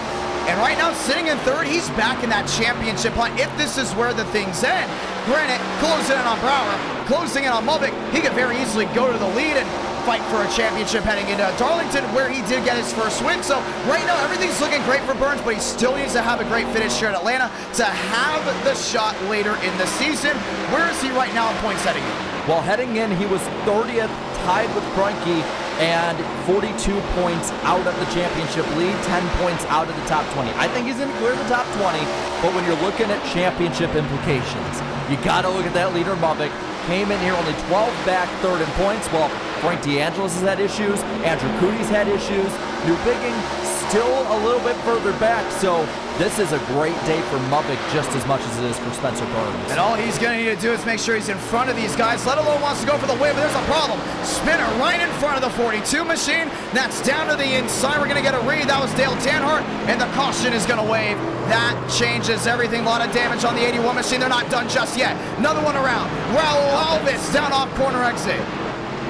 And now, halfway through the race, everything changes. 2 cars spin. One of them spun up the track into the racing line.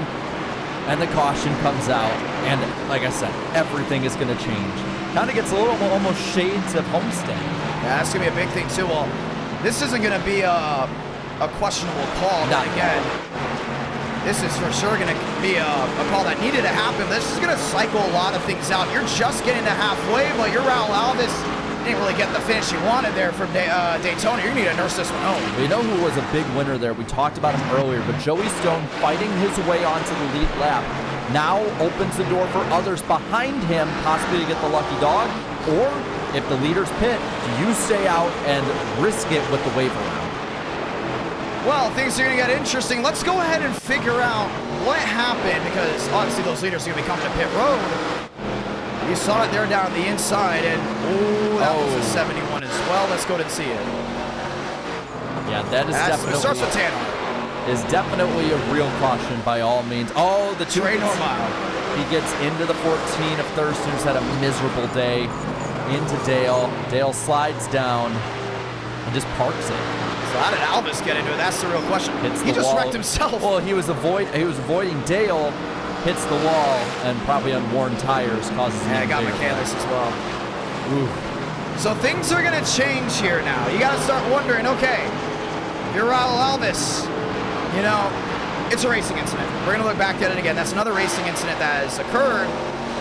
But I know I just went ahead and chuckled at the fact that he wrecked himself for a moment, because at first I thought he got wrecked, but you got to remember, if you're a viewer, he gets in that outside wall. This is one of the hardest tracks to tame, not just in the United States, but on iRacing. He put it back in the outside wall. He had a handful, but if you're that Sim Shop 31, you're not liking this at all. No, not at all, because this is huge when it comes to whether or not he can compete long-term for the championship. And coming into this race, Alves was 39th in points, and looking at the numbers right now, he was 20 points out of the top 20 already, crashing without a fast repair. He might have to qualify his way in for much of the season. Yeah, that's going to be a big thing, too. That's why, once again, we don't have rounds for playoffs. We basically have rounds for making sure you can make it in. Tanhart just puts it right back in that outside wall, man. That's a huge lick, and he's one of those trophy hunters. He just wants a great finish right there, and Trey Normal, Raw Gator, got right in the back there of James Thurston. It's been a tough night for the Burger King Chevrolet. It has, and it's been from the start. He was involved in that first caution on lap 6, but now we're 102 laps into this race. A lot of these teams have 5 or 6 sets of tires left, so now we go from, hey, survive the long runs kind of race to tire strategy being the name of the game this point out. Well, this is our third caution here tonight. We've had a pretty good race all around. I mean, it's been absolutely fantastic to see what these drivers are able to do, but let's go ahead and talk to some drivers as well. They've just had that long green flag run, so they have the knowledge they need to find victory lane, and there's one driver I know that has the knowledge he needs to get there. That's Chad Thornquist. Thornquist is a John. You got a copy? Oh, whoa, you scared me. Woo. Hello. Well, I'm very sorry about scaring you, my man, but you know what's also a little scary when you get sideways down off corner exit. How's the car handling out there? It's fun to watch you drive.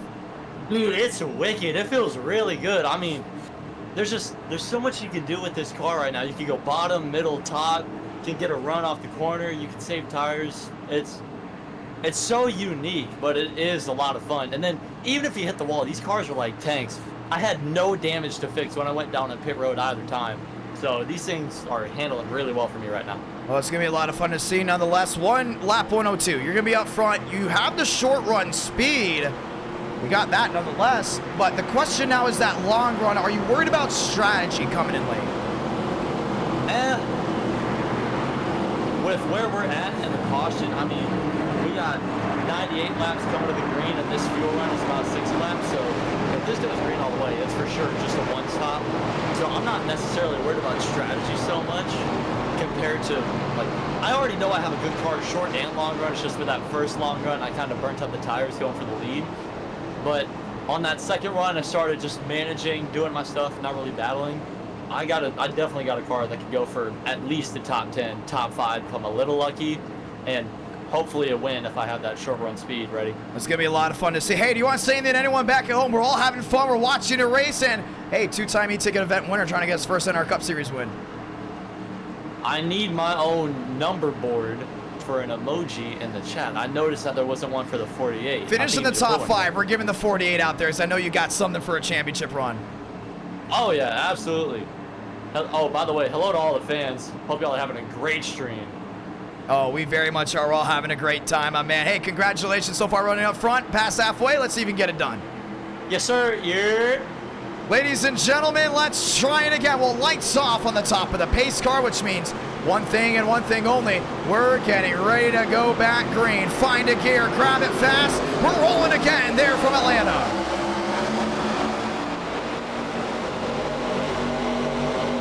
The run back into 1 and 2. Braden Mothick jumps out to a quick lead. That's Brower back there in second.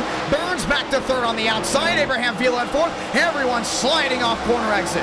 Brower slides in front of Burns, now single file. Now Burns goes underneath him into 3. He's going to find that wheel to wheel, and that's exactly what's going to work out for him. But Brower's going to try to go into crowd. There on the outside lane, they still hold that wheel to wheel. Coming down off corner exit. Everyone chasing the 42. They're running their way back to the line. Yeah, he's out in his own zip code, but behind him, they're under a blanket. 06, 12, 1, 48, 16, 79, all those cars battling for the second spot. Burns goes up high, barely misses touching Brower. He has a handful, and now he has a handful of Vila coming right behind him. He's going to cross the bow to the outside of the 01, make that looking wheel to wheel. Abraham Vila trying to point his way into third. And Vila getting the run up top. He's going to pull beside the 06 and side by side to the line, getting him right at the line. It's Brower 4-1 back. He starts closing in. It's still Vila back on that outside lane looking for the wheel to wheel. It's Burns downstairs trying to get the run off, but it's still the king in the middle watching on inside the top 5. And Thornquist with the run behind him over Schmidt, clearing the 79. Everyone else back near wheel to wheel, still holding on. Frank DeAngelis company way in the back. He's still got Joseph Armstrong on the cuts. First time tonight that 20 has been in the top 10 without a cycle, and he's working his way forward. And the first time since probably Daytona that I remember DeAngelis being in the top 10. Hey, he's running well. He's down to the inside there. Steinmeier, everyone else still holding that wheel to wheel. Thornquist loves that outside lane. He's going to hold on to it for now. He's going to try to get that run off corner exit to find his way around King. Looks top, no deuce, maybe the bottom. Not going to work. Now it does. Wheel to wheel, that's back through 3. Thornquist side by side with King, looking right behind Burns, but King is going to get the run up top. He's going to try and get a position on the 06. He gets on that quarter panel there at Burns, and now they're going to hold the wheel to wheel. It's Abraham Vila now in front of them all. Everyone continues to fight from nose to tail. Now the fight for the lead brings it back to 1 and 2. Mubbick has been run down. Brower looking to try and get the lead. Burns and Vila side by side. They're with him. 7 cars under a blanket. He gets that run off the outside lane. Now this time Burns is going to bring it back in line. Brower downstairs. Vila on the quarter panel. Jumps to the middle. Gets one and has target lock on the 42. He looks their way down off corner exit. It's still 142 back off corner exit. Huge run as he clears the 12. Looking up top for the lead. Not side by side though into the corner. That's Spencer Burns back there in 4th. He's down to the inside there of Brower. Brower jumps back to the outside. Looks one. Maybe can get it as Vila gets loose. But it's the 42 that gets the slide to the outside. Brower gets the door slam. They're back into 3. And looking low now. Vila's going to get the run into the corner. Brower trying to get the run off again. It worked last time by. He's going to get the 1. Can he get the 42? Everyone looking for an opportunity. Back down off corner exit. Mubbick, Brower, Vila, Burns fast four. Here they come. Brower to the inside with the wheel to wheel. Gets the shut downstairs. Gets the lead down into 1 and 2. Who has to whoa out of the throttle. And that will give the opportunity back to the Braden Mulvick machine. He's back to the point. To the outside of turn 2. So close, but the 12 slides off the corner. They go single file again. Now Vila coming up behind Brower. They're going to try and run up on him again. How about this one? 90 laps to go when they get back to the line. The majority of the field is now hugging that inside white line. As this time King plays limbo there with Burns. Ford versus Ford. That's back with a wheel and one. And behind them, Frank DeAngelis and Travis Brown. They're looking to enter this battle. King went up and gave a little bit of a check to the 06. Puts a donut on the left side of that machine. Now wheel to wheel. Burns gets the one machine. He's going to hold the wheel to wheel as Brower looks for the point in front of the 42. Brower again, even space between both Mulvick and Burns. Burns is going to clear Vila. He got P3. It's all nose to tail. Now bring it to 89 laps to go this time by Abraham Vila. A dark horse tonight wants to stun the show in Atlanta. They're all that nose to tail. That's into 1 and 2. Brower now looking high. A lane higher than Mulvick and Burns. He's going to try and get the run up the corner again and pull side by side. 8 the difference, 7 the difference, looking right to the rear end. Maybe daylight downstairs. He takes it. No, he doesn't. It's nose to tail back through 3 and 4. His Burns is on his horse, back to a 3-2. Burns looks low, he's keeping it right on the white line. Vila right behind him, single file now with the top 5. Matthew Brower looking for an opportunity. Joe King knowing he has an opportunity to bring it to victory lane. Brown on the move to the outside of DeAngelis. That's the battle for 8th. Everyone fighting nose to tail back through 1. But up front, top 6 under a second between them. Brower hunting Mulvick. Up front, lap car, Tanhart not going to be a factor. He jumps to the outside. He's a slow machine as well. That right side has been punched in due to the incident down into 1. He will definitely go multiple laps down tonight. But he's going to work his way to the outside. That's Travis Brown, Chad Thurnquist all finding their way through. 14, 13 the difference. No one giving in back to 1. All the way back to more. Top 10, only a second and a half between them. Now, Brower again looks high. Not going to make it work. Kind of closes in, but not enough to get the lead. It's all nose to tail down off corner exit. They've all now calmed it out for now, except for that top 3 who's under a 3-3. It's still Brower with 12 the difference. It's Braden Mulvick right in front, running inside of that 12 machine. You can see the difference of the handling. You see the slow run, but again, not enough to get the lead this time by. Another lap clicks by. 12 the difference, and the entry point is different. Brower way out of the throttle earlier to the center.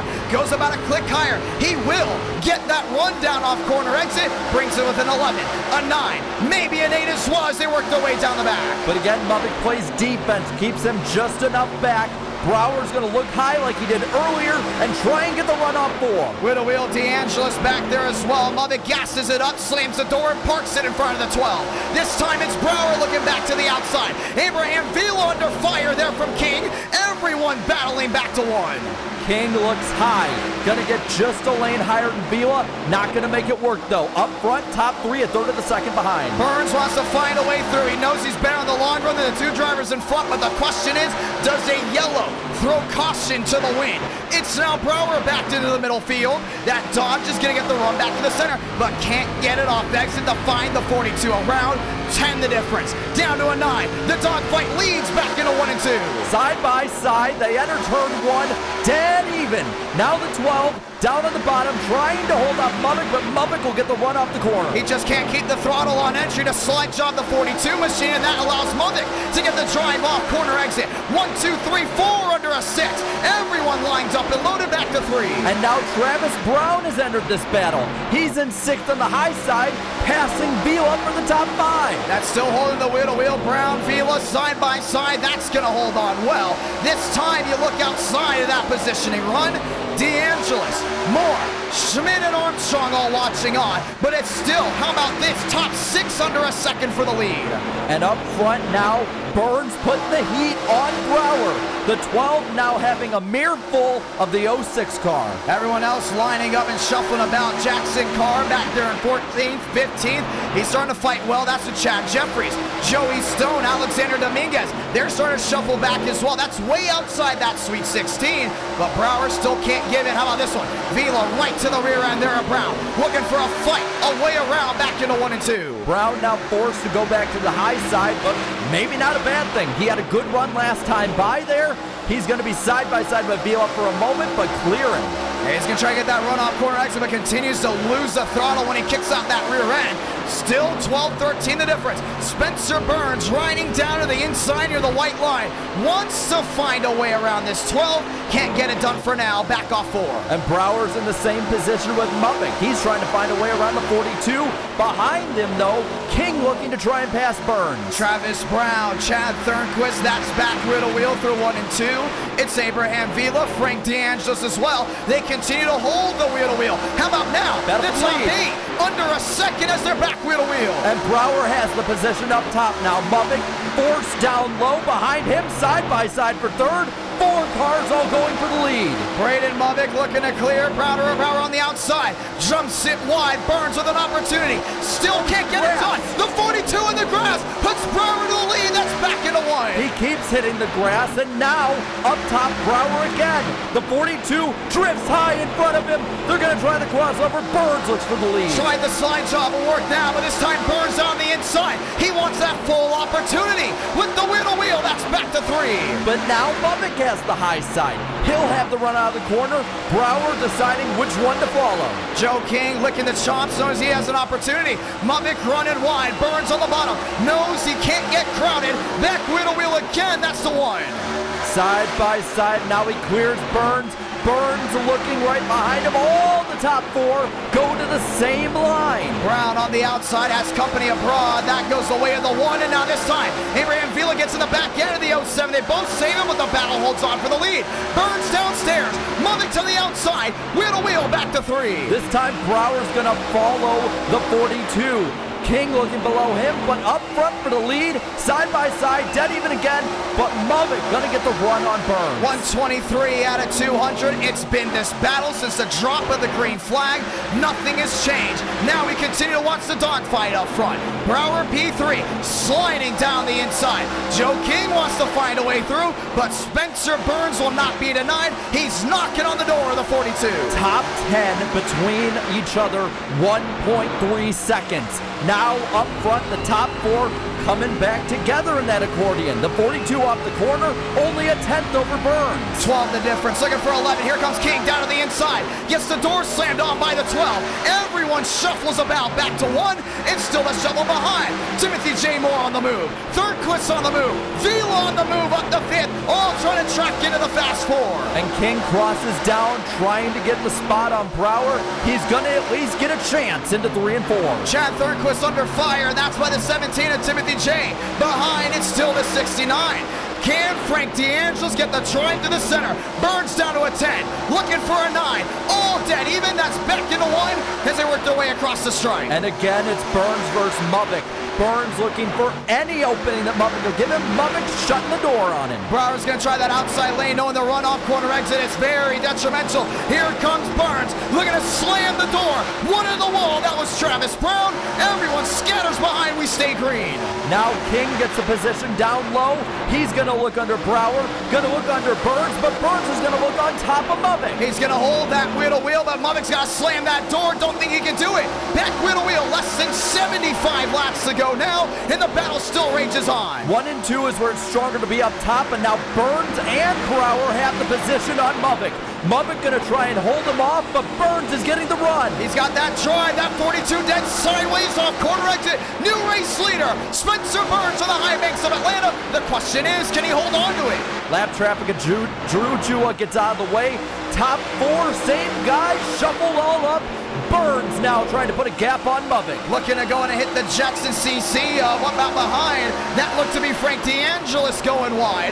Contreras, Armstrong, they're all lined up behind from 11th on back. The top 10 has been fighting since the drop of the restart has put Brower back to 3rd. Joe King back into 4th. Abraham Vila off the top rope fights his way back to 5th. Unlike last time that Burns got the lead from Muvic, he's not immediately pulling away. Only about a 10th and a half between them. Meanwhile, King looking down low on Brower for 3rd. Brower trying to get the run on Muppet for second. All of this behind the 06. Everyone continues that shuffle back. Left side of your screen, top 6 under a second again. Now all chasing the Roasted Gems Coffee Chevrolet through the center. Mavic wants that spot back. The only problem is he's under fire by a Dodge. Brower wants that shot back off corner exit. Looks to the quarter panel. Looks to the bottom. Still no deuce. Now back wheel to wheel. Now they're single file again. Muppet shuts the door on the 12, but keeps it right behind Burns, only a 10th between them. All battlings leading back to the lead. Oh, Timothy J. Moore swiped the nose of the 69. That was DeAngelis back in 8th. Muppet to the bottom. Burns in the middle. Here comes Fila off the outside lane. Looking to get 2 for the price of 1. He's only going to get 1 though, and that's going to be King. He gets a run up top, right behind the Alltel Dodge as they go down the backstretch. Brower has a whole mirror full of machines behind, and now he's stuck right in the middle. It's the long jam back through 3 and 4. Spencer Burns under fire. Braden Muvick under fire. Fila looking to take it all. That's back off corner exit. And now Muvick looks high for a moment, does not have the run to get the job done. Looks low, again looks high. 8 the difference now, looks for the fight for the lead. This is what it's all about. Vila on the top end. Braden Muvick up near the outside wall. He may have got into it, he did. He catches the wall. Vila right to the rear end, and it could be all over, maybe not. That's back to 3. Vila looking low. Muvick shuts the door, and oh, it's so close. Now off the corner, Burns has a little breathing room, but not really. It's the game of inches up front, one in the wall. Tyler Glass catches the right side as he looks to unlap himself. Up front, though, it's still the dogfight. King to the bottom, Vila to the bottom. Now puts Brower on the outside. Muvick with that hit to the outside wall, lost a 10, maybe 2. It's now 2-0, the difference off turn number 2. 3 wide now for third. The 12, 1, and 16 all going for the same real estate, and Brower's going to be the winner at the moment. King's got that shot downstairs. We right on board with him. It's the game of inches. How can you put your car in position and not wreck the other? It's Brower right in front of the 1. It's still Tyler Glass off the outside lane. They're back wheel into 1 and 2. Glass inserting himself into this battle. He's going to get a huge run behind Brower, but up front, Burns and Muvick again, the leaders. He just wants to unlap himself, and he's doing everything in his power to go to make that work. You can see him slicing and dicing in the Aflac forward, should we say. That's back into 3, but Vila slams the door, top 3 under a blanket. That 99's erratic. He might cause a wreck with how he's driving, but up front, those 3 under a blanket again, single file. Muvick looks high, and now Glass entering the battle for the lead. He's gonna try to swipe back to the outside. Muvick had the door slammed on by the 06. Now looks to the middle. Tyler Glass looking to unlock himself. Spencer Burns gives him the lane. All going wide near the outside wall. And that might be the opportunity for Muvick. He looks low in the middle, almost 3 wide. Now follows the 99, trying to get the lead. Battle for the lead has not changed whatsoever. Braden Muvick, Spencer Burns, the class of the field. All back down off corner exit. Chevy versus Ford. Burns gets the run off corner exit. And Brower's going to try and follow it, but Muvick again shuts the door. Top 6 now within 7/10. The defensive moves by the leaders tonight have been absolutely perfect from that 06 and the 42, but now it could come down to that. You still need that green flag stop. Don't forget about it. Brower P3 still wants to take on the top 2. And right behind him, Frank DeAngelis is up to 7th, leading that second pack up. But these top 6, almost completely single file, trying to find the opening for whoever's ahead of them. Muvick is there, looking to the outside, 10 the different. Burns has to slam the door. All trying to find their way back into 1 and 2. It's now the 40 to third, Chris putting himself in position. Frank DeAngelis back there in 7th, trying to have a good point save. That's down off corner exit. Brower with the run again. He's going to try to look somewhere on Muvick, but can't keep the run up. Top 3 now really close. And Muvick looking a lane higher, Brower a lane higher than him. Abraham Vila puts it right on that white line. It's now Brower looking at the quarter panel, that 42. Man, that's going to be a squeeze. Looks top, now bottom, can't find a lane. Everyone battling for position. That's back into 1. patience shown by the 12. He could have hit the 42, decided not to. Now, Mubik looking low as Burns is up and rim riding. And he's going to go ahead and hold on to that clear. Mubik will not be able to hold on whatsoever down off corner exit. Spencer Burns knows he has the car to go to victory lane. Just needs to reach lap 200. Brower back in third. Vila back and forth. Third-Quist, King, wheel to wheel, that's down off corner exit. The battle for fifth between them. Side by side, Thornquist is going to probably clear the 16. We'll see in one. Yeah, you can still see that wheel to wheel. He's just still stagnated out. It's that run-off corner exit. That's been tough. He may get a nose out in front. The question is, can he get the whole rear end out in front as well? Mubik 20 the difference. This time it will be the clear by the 48. All nose to tail. How about that? Top six back under a second. And they're all racing hard, trying to figure out how to get past the other. Right now, everyone keeping it on the bottom, except for it looked like the 12 or the 1 or the other. But either way, racing up front in the top 5, staying within eye shot of the leader. You can catch your breath up front maybe for about half a second because Timothy J. Moore and Armstrong are back wheel to wheel. Let's look behind Max Steinmeier, Contreras, Mastova, Stone up the 14th. Those are the drivers that have this speed on that short one. Maybe trying to get something to work out here. Brower back in third with a little bit of a shot to the bottom. Battle now for 7th between Schmidt and D'Angelo. Schmidt nearly wrecked it off the corner. Had the 69 clear, but now D'Angelis clears him, and the battle rages on. And he's fighting for a big-time win. Remember, he finished that Daytona 500 in second. If he can just point himself in front of that 42 machine, Frank D'Angelis could be your championship leader heading into Darlington. He's got to beat Mubik, who is right behind him, but up front, Mubik's trying to beat Burns and Brower. King is going to be up top, but he's in the wall. Contact with the wall for the 16. He falls back. Starts to scrape and drops back indeed. This time back to a 7-8, but still under a second. Everyone's lined up on the bottom. When do you come to pit road? That's the new question. Once you get to 60 laps to go, it's going to be the run to the finish. Here comes Thornquist down to the inside of the one machine of Vila. Neck wheel to wheel into 1 and 2. 48 looking to try and clear him, but Vila has the line to get the run. Goes all the way to the top. He's in the wall now, too. The driver's starting to struggle around that outside lane, and now it's starting to go ahead and be a big problem. You can see Thornquist couldn't even clear him even though he hit the wall. 13 the difference, 14 the difference, back to a 17. Braden Mubik struggling there with Spencer Burns. And a couple of car lengths now, they've fallen back behind the top 3, who are now trying to decide it among themselves. Mubik looks higher, Burns looks lower. Brower just trying to find a way around both. You're coming down to the end here. 60 laps to go in this race. This is crunch time from Atlanta. Mubik back off the outside lane, wants to run off corner exit. He's going to get the drive, keeps it off the wall. It's the huge run off corner exit. Looks to the inside, back wheel to wheel. He's going to dive into 3 now. 42 edging out just ahead of Burns, but Burns has the high side trying to pinch him down. He's going to try to get it right here, but it's a handful for the 06. Can he get it done? He cannot. Yes, he can. It's down off corner exit. Spencer Burns holding on to the lead. And Brower now looking underneath Mubik. He's going to try, then he's going to back off. Now Mubik looking low on Burns, who's going to be right up near the wall. Spencer Burns, a handful off the outside lane. Now gets the run off corner exit. Here comes Mubik, losing time down the back. Puts it back in line, but Brower continues to watch on. I think he's saving tires. Well, up front, they're staying about a lane off the bottom, and then Burns about a lane higher than Mubik. He's got a little breathing room, 0.2 of a second between him and Mubik. Mubik and Brower, 0.2 of a second, and now the top 6 have started to gap the field. That's the big thing you want to watch out for. D'Angelo's back in 7th, 137 the difference. Burns puts it on the outside lane, keeps the 42 at bay once again, but things start to change under fire again. Frank D'Angelis.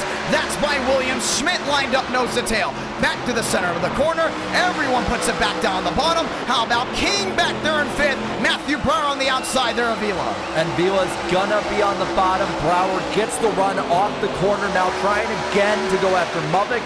Mubik chipping into the lead that Burns has as Burns goes up the track again near the wall. He's getting that run down off corner exit. Braden Mubik down the bottom. He's going to get right to the quarter panel. 8-9 the difference. Still trying to make up time on the bottom. But what's going on with the 06? Why the outside lane's gone better? Sun setting track. Starting to grip up a little bit more. Spencer Burns, it may be coming to the field for the 06 machine. And add to all of this that now This time by, they're at the far end of the fuel window too. This could be decided if it goes green with one more stop. That's what you want to watch out for. Abraham Vila down the inside looking to make headway. That's with the 12 behind him. It's still Joe King. These drivers have made mistakes tonight, but it hasn't phased them at all. Vila sideways, King to the bottom. Matt with a wheel, that's going to carry to 3. But now Vila has the positioning up top. King is going to have to keep it pinned down to the bottom and get a run off the corner if he wants to pass him, but he's not going to be able to. They're still side by side though, but Vila gets the run. Braden Movick, 7 the difference. Brower back to a 16. Everyone under a bubble. Vila back there in 4th. Looks to the bottom still. Joe King right on the rear end looking to find his way through. Half a second. That's all that's between the top 5. A little contact with Brower into the wall, opening the door for Vila down low. That's going to bring that rear wheel still. At one point, Braden Movick was down within a 10, but Burns has got his number later in this race. Brower on the outside, Vila down the bottom, still holding that wheel off corner exit. And while this goes on, a quick update. Travis Brown, who was up in the top 5 after damage to the wall, 20th now. We're going to watch back exactly what's going on back there, because there has been great racing back. We just haven't been able to follow along as this race has gone on. This is Max Steinmeier, just outside what it looks to be that top 10, sitting at 12, and he's got the 2 machine as well. That's Trey Normile looking at the bottom side. They've been fighting all night long. We got to keep an eye on him because you have to be in the top 20 in points. This battle right here for them is just as important as it is for Braden Movick and Burns, the battle for the lead. Well, New Binging back there too. He'd been running up front. Now mired back 16th position on the track. He came in here 4th in points right with Movick and DeAngelis, so he's going to have to make up some ground if he wants to keep pace in the championship. Anthony Brower, let me rephrase that. That is Matthew Brower. Abraham Vila back with a wheel. Vila took the lead, not mistaken if he hit the outside wall. Yeah, but look up front now. Burns is starting to put a gap on Movick as everyone starts to drift up more towards the top. Top 2 starting to put a gap on the rest of the field, though, as the 12 and 16 are holding up those 2 cars behind them. Bottom of your screen, you're going to see when they start working their way onto pit road. Matthew Brower on the bottom, Joe King on the outside. That's still Abraham Vila on the outside lane. Movick back within an 18, again the thing's swaying well. That may have been an issue with Spencer Burns off turn number 2, because the battle for the lead runs right back to the doorstep. And now King is up to P3. Vila looking to get 4th now from Brower. Brower's starting to fade. Shuffling about. 149 out of 200. Next time by, just 50 laps to go. Movick within a 15, and he's closing big time to the rear of the 06. And again, the 16 and the 1 are also closing. Vila up top, trying to get the huge run off of 2. He's going to be able to get it easily, and that's Brower lines up. Chad Thornquist having to slam on the brakes to not run in the back end of the 12. Back down into 3 and 4. Once again, we've seen already tonight, it's very easy to lift up these rear ends. Thornquist is pinning him down there so close together, and the 48 gets the run off the corner. Now Schmidt's going to try and get past Brower. Matthew Brower, maybe a race-winning contender, has now dropped outside the top 5. This time you watch what's new. Thornquist still there. Vila's moved forward. King back to 3rd without a green flag pit stop, but he's been the calm one outside of the fast 4. You continue to watch on because they still have to pit. But now Movick putting the pressure on Burns again. Just a little bit lower is his line through 3 and 4. As they exit the corner, though, he drifts up a little bit, still only a 10th between them. That's the big thing there. He puts himself back down the bottom. Now he wants to jump to the outside lane to really give that 06 the run for the money. Oh, he got him! Spencer Burns sideways on the outside lane. He did! And this will allow King to battle for the lead off corner exit. And King is going to put a nose ahead. They're side by side for the lead. Burns is going to try and get the run, though, into 3 and 4. Now King, Burns, dead even in the corner. That's going to be a heart attack move for the 06, but it's going to work out. Movick back to 4th. Here comes Vila. Everyone back on their feet. That's down off corner exit. Now you got to ask, what did that do to the 06's tires, though? King again dives low. Vila goes higher. There's smoke ahead. And that was from what happened earlier down to 1 and 2 with the 06. Still haven't left, letting everyone know it doesn't matter where you are. Mistakes can be made, but you got to go to victory lane. Let's find out. Look at this bubble. 8 drivers under a second. King to the bottom. Burns on the outside. Wheel to wheel again as Movick goes 3. Movick climbs the hill trying to get the run on Vila. Vila right up behind Burns, and King not giving an inch. Joseph Armstrong wants a shot at it. He's up to the 8th place position. Burns crossing the top. King on the bottom. Looking to put a nose in there on the Mustang. It's forward on forward for the lead, back to 1. Vila right there behind the 06. Mubik right behind him. They get a huge run on King. Well, things got dicey. It didn't stop here. Vila down on the inside. Now he looks for the lead. Mubik to the outside wall. He's in the outside wall. Back to 4th. Back to 5th most likely as they're 3 wide. 3 wide. Schmidt and Armstrong. Oh, there goes they go. Lundqvist in the wall. Crashing the 48 and the 42. And now the 48's around. Caution's gonna wave. 4th time tonight. Who else is involved? That's gonna be Trey Normile down to the inside. Thornquist all jumped up on all ends of the machine. And this changes absolutely everything. Oh my gosh. Now this goes from when do you pit under green to maybe a brawl at this point. Because when you're looking at the tires these guys have left, they probably have 4 or 5 sets of tires left for what will be 40 laps. And if there's any other cautions, now it is, do you stay out? Do you pit? Do you mire yourself in the back? This is about to just be split wide open. We have to watch back on everything. Yes. I mean, absolutely everything. You can't start and Chad Thornquist still He's there. done. That's He's it. done. Let's watch back on this one first. This is the big thing. We know Braden Mubik got on the back end of the 06. That's a big racing deal. And we know at Atlanta, you got to put it all on the line if you want to make these passes. Because we said earlier in the broadcast, it's not just driver on driver. It's driver versus track. This track will eat you alive. So here's another thing to keep in mind, too. That top 20 being able to make it in after race 3. Thornquist came in tonight only 6 points ahead of that cut line. Wow. And now he's out. Bam, right into the outside wall. I thought for sure they're going to keep it running in the straight direction, but obviously that was not the case. You can see the entire right rear is completely off steady. And Thornquist, right now we're getting reports saying that it may have been Netco with the 42, but you can see he's trying to save it, puts it back in the outside wall. You got a machine around in the middle of the field. You got to throw the yellow. Demos gets by. Wow, look at the 9 get by. Unfortunately, though, Trey Normile can't get by. Nowhere to go for him. Yeah, that's I need to watch that incident. I need to watch the Coca-Cola cam. Yeah, we need to go ahead and watch this entire thing back. I mean, this entire race has been absolutely ecstatic. Let's watch this again. This was 1 lap earlier.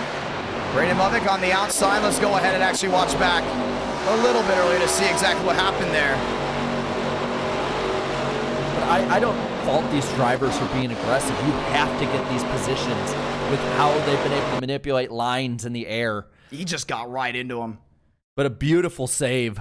Look at the way that he's fixing it with the wheel there. What a great save by Spencer Burns. You know what? That is definitely save of the race. But let's go ahead and go inside with Spencer Burns. Let's go to the eye camera, because that's going to be the big thing where you can see how this all went down. That's what we really want to go ahead and see in just a moment. See exactly what he saw. This is the cockpit view. Let's just ride along. This is going to be fun. Towed out to the right. Woo! Oh, wow! Hand over. And he just kept wheeling it. Turn right to go left. Spencer Burns, you're a madman. And we love to see it. Well, caution is out. Chad Thornquist out of this race. He's going to have to fight at Darlington. It's a make or break track for him. He's done well, but it's either he does very well or doesn't do well at all. And then if you want to go ahead and compete at the fairgrounds for the All-American 400, you want to make sure you go ahead and have a great race for race 3. Well, let's look where your driver that led a lot of this race is. Back in 16th, Braden Mubik. Frank DeAngelis just took the championship lead. Yeah, he did at the moment. At the moment, the championship between them would only be 3 points. 3-point distance at the moment for DeAngelis over Mubik. But we got a lot of racing to go. We still have almost over 40 laps to go. And this is when you want to tune in right here. For the ones that tune in for this entire race, let me rephrase that. You wanted to tune in before the drop of the green flag. Countdown to green, let everyone know what's going to go on tonight. And what do we have early? 2 cautions right off the bat before the first 15 laps. Really set the tone of driver's line track position, right?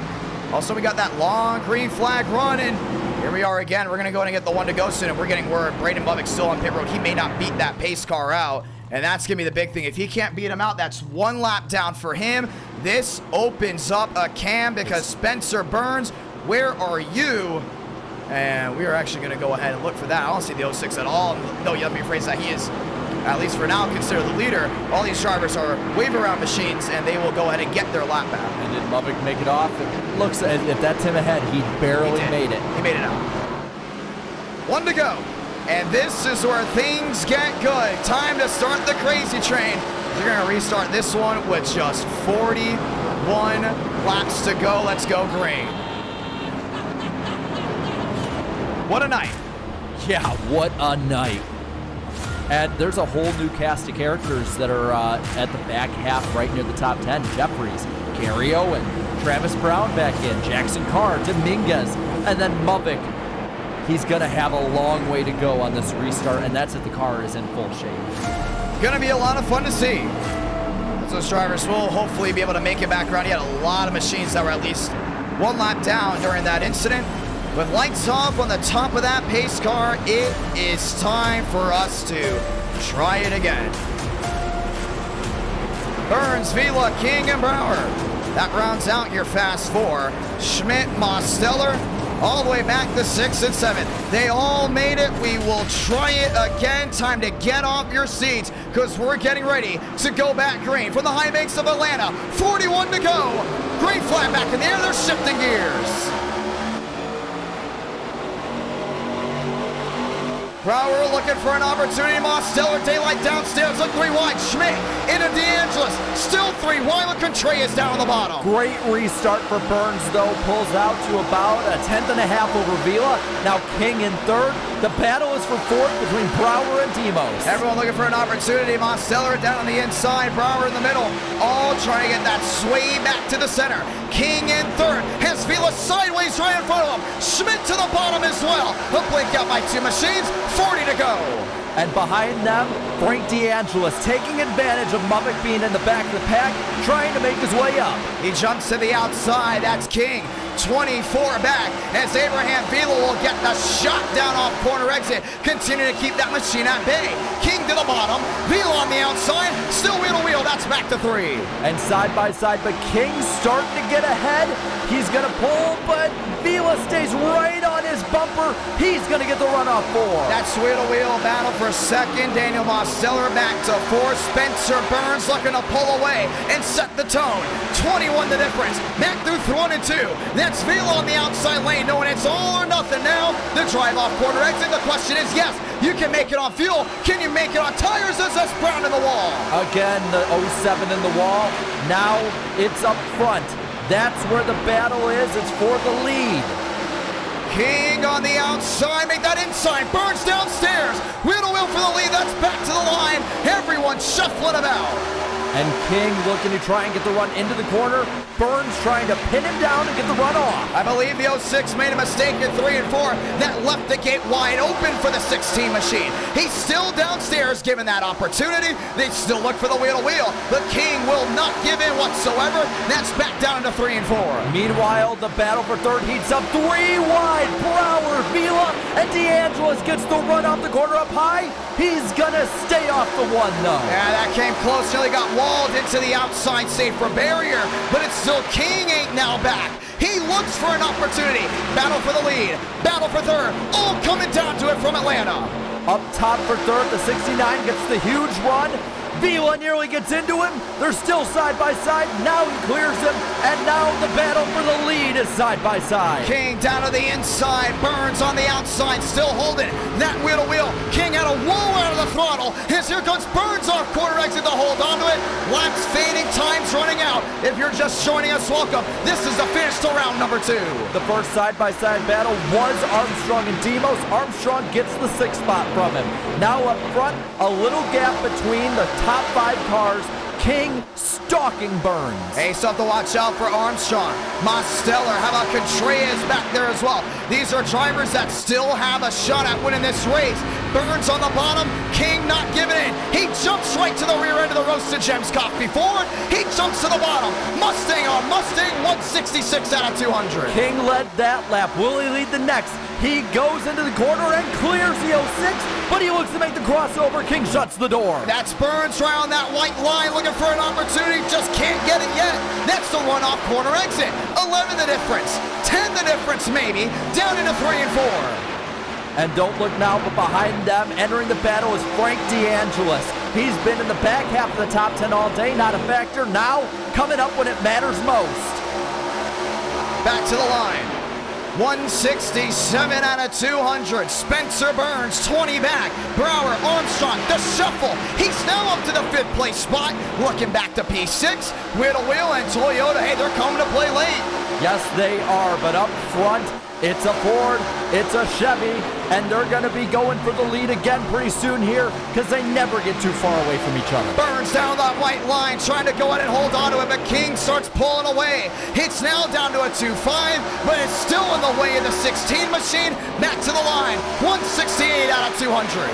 And King's starting to pull a bit of a gap. Burns makes it up into the corner, but the exit, that's where it matters most. And again, King gonna get a little bit side by side now for 5th. Yeah, that was Joseph Armstrong. Almost came up into Brower, actually went ahead and watched what was going on there for the time being. But look who's moving forward as well. DeAngelis for the difference. 2 the difference for Burns. Has closed in within a 3 on the last lap. Now what we're probably going to see here is short run versus medium run versus long run if they go green. Right now, the short going into medium run. Back into 1 and 2. DeAngelis down the inside. Spencer Burns allowing the apron to help him to turn. All back to the center of the corner. Everyone gets to drive off corner exit. But you look back to Armstrong. Mosteller, that 9 led early in this race, but as the sun starts setting, things are still changing. In the late afternoon conditions, this is where you're starting to see DeAngelis get better. Burns get better.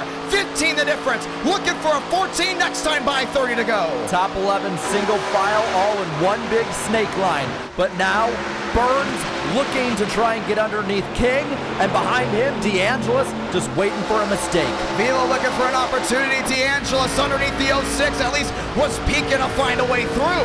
Couldn't get it just there. Everyone continues to slide. 20 versus 38. That's still 2nd and 3rd, trying to close in on the 16. And Vila keeping up right with them too. No real space between anyone at the moment. Everyone's still in this battle for the win. How about an underdog inside the top 10? No one had him circled. That's Chad Jeffries. Gary Owen talked about him in Countdown to Green. He's back up inside the top 12. Everyone continues to start that single file bullet train down off corner exit. But up front in 2nd, Burns is keeping it pinned on that white line, and he's staying right in the tire tracks of King. Race coming down to it. Spencer Burns, Joe King, Frank DeAngelis, Abraham Vila. That's your fast 4. Coming down off corner exit. How about towards the back? Dominguez, 247 back, needing a yellow. All of these other drivers in the top 11 are at least in the draft. This is old Atlanta. We're talking about drafting. Here comes Burns to the bottom, looking for a way through. He nearly got a nose underneath him that time. King opened the door, thinks better of it though down the backstretch. DeAngelis watching on, 2-6 back. Abraham Vila back there in 4th. Matthew Brower back there in 5th. Joseph Armstrong has closed on in into 6th, trying to make it and close it here from Georgia. But Brower shuts the door down low. A little blink there from DeAngelis. Now he turns it into a run up high, trying to get past Burns. DeAngelis closing into that quarter panel there in the 06. It's still Joe King hugging it down the inside. Sliding that rear end. Here comes Burns. Burns to the inside. Back with a wheel for the lead. Diving down into 3 and 4. The 06 tries to get a nose ahead. King gets the run up high though. It's still that wheel to wheel, but King will get the shot off corner exit, and he will say thank you very much. He'll hold on to the lead, but no one is sitting down. All back down into 1 and 2. And right behind Burns, Frank DeAngelis right on his bumper. Behind them, the 12 of Brower trying to look high, trying to get a run. Will look to be a new championship leader by the 42 tonight. May go the way of the 69. He sits P3, lined up and loaded. Abraham Vila in 4th. Matthew Brower back to 5th. Joseph Armstrong, Mosteller, and Schmidt all finding their way late in this race. Meanwhile, Muppets back in 19th, almost 7 seconds off the pace, but up front, Burns again trying to track down the 16, as behind him, DeAngelis fell back a bit, and Vila has an attack on him. Abraham Vila down to the inside, wants a shot at glory, but it's going to be DeAngelis getting the run off corner exit, closing his way into the 06, closing his way to the 16. Burns downstairs, King to the outside. Oh, the dogfight continues, coming to 25 to go. DeAngelis chooses to follow Burns through the corner. This time, King gets another run, passing him for the lead. Behind him, we watch the 12 going after the 1, single file again. Everyone continues their way. That's back down into 1 and 2 as we continue to race. Burns wanting an opportunity now. DeAngelis back to the rear. Brower sliding his way off corner exit. Then single file again, but now DeAngelis looks underneath Burns. Though nowhere to go with it yet. Now Burns looks high over King. He wants that shot off corner exit. He's going to hug right on that quarter panel. King slams the door. Daylight downstairs. Here comes Spencer Burns looking for the lead back to the line. And behind him, Vila looking down low, but up front, Burns gets a nose ahead, dives into the corner, gonna clear King for now, but King's gonna get the run. He's gotta go in and slam that door, gotta cross the bow, can't do it just yet. It's King back to the outside, King back to the lead, no one giving in, back down into 3. But he doesn't clear him. The 06 still has the bottom for now. King gonna try and aggressively shut the door on him.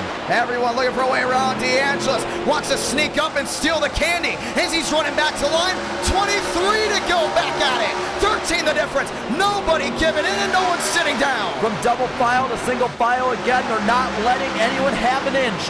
DeAngelis right underneath Burns. Burns keeping it low, now drifting up behind King. And still got one up near the outside wall. That looked to be William Schmidt. He jumps to the bottom. That's going to be a Mosteller. An easy swipe of position up the 7. Burns right lined up nose to tail, trying to find a way around this 16 machine. But at the moment, there's nowhere to go. He's got to keep DeAngelis behind him as well. Only about a 1/10 and a half is the distance of the lead. Matthew Brower back to 5th. He's back in the show. He looks to the quarter panel there, Avila. Everyone at one point hugged it on the bottom for one reason. Save those tires. You pit, you lose. This is what it comes down to. Brower to the inside. Avila looking for the wheel-to-wheel back to 3. He's going to look low now. They're side by side. And meanwhile, Vila's going to look high on DeAngelis for 3rd. This could be a huge battle here. He's got to clear him if he wants a shot, but that outside lane's been working for that 1 machine all night long. New driver in the podium spot. Now puts the battle to the 06 back into 1 and 2. And now the 06 and 16 go low. They give Vila the top again. He's going to be right near the wall. He's going to get the He's run. in the wall. And he still gets the 3rd spot. Unbelievable. Able to hold on to it. And DeAngelis shots back a spot. Here comes Burns having to slam the door. And Brower's going to follow the 1 a little higher. Now Vila trying to get the run off again. Trying to get the run, and it's loose with DeAngelis. Had to go in and swipe high. Burns has an opportunity. Here we come. Contact! Into 1. Contact between the leaders. They still hold on to it to the center of the corner. And now Vila goes down low. He's going to try and track down Burns, but King gets the run up top. He's going to be ahead of Burns. He's got to clear him right here because every time that 06 stays wheel to wheel, that's going to give the opportunity for Vila, the 1 machine, to come up and take the lead possibility. That's 20 to go, coming to 19 to go, and King will live to see another day. King parks it up high for now. It keeps in the lead. Behind him, Burns under attack from Vila. Vila under attack from Brower. Still Frank DeAngelis up the 5th. Joseph Armstrong down to the inside, looking for a way around the 12 machine. Brower slams the door. Burns sideways off corner exit. Abraham Vila licking the chops, wants to steal the show here in Georgia. Vila's going to look a little lower. Burns going to shut the door. They're all going low. First one up top. DeAngelis trying to get past Armstrong again. Playing the game of inches. That's the 20 machine on the bottom side, trying to find a way around the 12. Here comes Frank around the outside lane. Still wheel to wheel, not giving in. 18 laps to go. And again, DeAngelis pinned up top. Brower now shuts the door on the 20, and the battle for the lead heating up again. Spencer Burns wants to find a way around. Wants to find a way around quick because he knows that they bring it back wheel to wheel. It could be Vila making it 3 wide around the outside lane. Lap machine Drew Jewell right in front of them all. Joe King's got to park it and win it. 17 laps remaining this time by. Front 4 goes single file. Now they're going to have to make it past the lap car. The 16 of King looking low, trying to keep Burns behind him. They all freight train to the bottom. They're still running down that inside lane. You see that 69 wants to make up spots, make it up quick, but Burns and everyone tight together. We talked about it in Countdown to Green. It's going to be a tight skill gap here. How about that? Top 8 under a second. Top 12 under 2 seconds, back into 3 and 4. And that hurt the exit a little for the 16, but he keeps the lead. Now Burns trying to find where he makes the move. Behind them, Gary Owen. He's up in the top 10 now, hasn't been all day. Joseph King, knowing Burns is just waiting in the wake, trying to find what works best for him. Maybe with 8 laps to go, tire wear starts to affect. It may be affecting the 1. He's back to a 29 as Burns is down within an 8. Right to the rear end of the 16 as they work their way back to 3. Couldn't put a piece of paper between them, they're so close. Now Burns looking high, trying to get the run on King. Not going to work this time. Can't get it done. King gets the clear. Now he tries to go in and pull away. Burns down to the inside. 10 the difference. 9 the difference. Maybe an 8 with 15 laps to go. Limbo down into 1 and 2. Doors open down low. He's going to try and storm through it. Burns down to the bottom. King defending high. King keeps the defense up. And he's going to get that run down on corner exit. It's going to work out beautifully for the 16 machine. Forward on forward. No one's giving in. Behind it looks wheel to wheel. Gary Owen up to 10th. Make it 9th behind Contreras. Everyone else continues to scatter behind for spots as the battle for the lead stays 1, 2, 3. At the moment, though, the battle is for 5th. Make it 6th.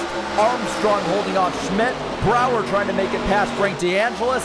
And now up front, it's calm, but only for the moment. 14 laps to go. DeAngelis are on the outside. Matthew Brower right in the tire tracks. Looking to go in and get the run. Looks for a way around. Times are trying to go in and close in the gap. 54 the difference. 52 the difference. All closing into the top 3. But can anyone find their way around the 16? King starting to get a lane and a half off the bottom, and it's opened him up a 0.2 of a second lead. Meanwhile, Burns is falling into the clutches of Vila as he's starting to make up time. Laps fading away, 13 to go. 24 the difference. Vila back to a 4-2. Can Mr. King, Joseph King, get into victory lane? It's Burns trying to track wide. Gets it up near the outside wall. King has never won a race in NR Nightmare. Let me rephrase that. He's got 1. Looking for 2 as they work their way through 3 and 4. Now Brower looks underneath Frank DeAngelis. This is the battle for 4th. Out of the corner, Frank gets the run up high. They're dead even. 12 laps to go. This time by. Find the speeder, finish 2nd. Burns 2nd. Vila 3rd. Frank DeAngelis back to 4th. William Schmidt a slide to the inside. Didn't have the race winning speed early, but like most of his wins, he gets it done when it matters the most. Burns off the outside, 22 back. Burns has changed his line now, and while it had a short-term loss, the gain is starting to come in. Now King moves his car up, trying to block the air. And he's got to defend because that 06 saved the tires, and he's not going to stop himself at all from trying to get to victory lane. Behind it's the shuffle. It's the 9. It's the 20. Trying to jostle for spots. It's Burns back with an 11. He dives into the inside of 1. Burns trying side by side with King. King has the outside. It's going to give him the run. Behind him, Vila, the one in the catbird seat if these two get together. He's got to find a way through. This time King gets the run off corner exit, and he's going to go in and separate by about half a car length. Back through 3 and 4. Can Vila close in that gap? 43 back. 42 back. Brower within a second. Burns back to the outside. No daylight. Now downstairs. Holds the wheel to wheel back to the line. 10 to go. King could throw 1 block, but not 2. Burns has the opportunity low. He has the lead for the moment. King goes up the racetrack trying to get the run onto the back. He has to clear him right here. That 16's going to hit the jets and say, see ya. He does. Back to a 5, a 7, half a car length, sideways way in the back. That looks the 5 of Gary Owen. And now contact with Schmidt and Armstrong. Now that helps DeAngelis keep his top 5 spot. Demos looks to try and get 6th. Everyone continuing to shuffle about way in the back. They've really separated back. 9 laps to go. Joseph King, Spencer Burns, battle for the lead, back into 1 and 2. Vila around the outside, sitting there in 3rd. He's trying to join the show. Burns can't clear, still wheel to wheel. 3 different lanes used there. Burns at the bottom, King in the middle, Vila at the very, very top, and they all come back together in 3 and 4. And this is what it's about. 9 laps to go. You're fighting track versus car versus driver. Everyone back on their feet. 8 laps to go this time by. Burns has daylight to the inside, trying to get to that quarter panel. 8 to go to the stripe. They're back to 1. King is going to get Burns to the bottom all night long. He needs to go higher like he is right now. He's going to try and get the run on King. The 16 keeps the lead for the moment. He's going to keep it there, but he needs to clear him if he's going to make it work to the bottom. He tries to swipe again. Vila down within a 30. Burns to the inside. Outside lane still. King can't clear, still wheel to wheel. Side by side coming to 7 to go now. The 16 gets loose out of the corner, but Burns keeps it down low. They're going to be even at the line. King barely getting the lead as they go to 1. 7 laps to go. End the winless streak if you're the 06. Definitely looking for a championship fight coming into Chicagoland. Burns able to clear right in front of the 16. He gets hit in the rear end. They're back wheel to wheel. Crossover move pulled there. Down to the bottom. Vila goes 3 wide. That's for the lead. Trying to get the 2 for 1. King to the middle. Burns on the outside. Abraham Vila trying to steal it here from Georgia. And they make it work out of 4. Still 3 wide. Burns a little on the wall.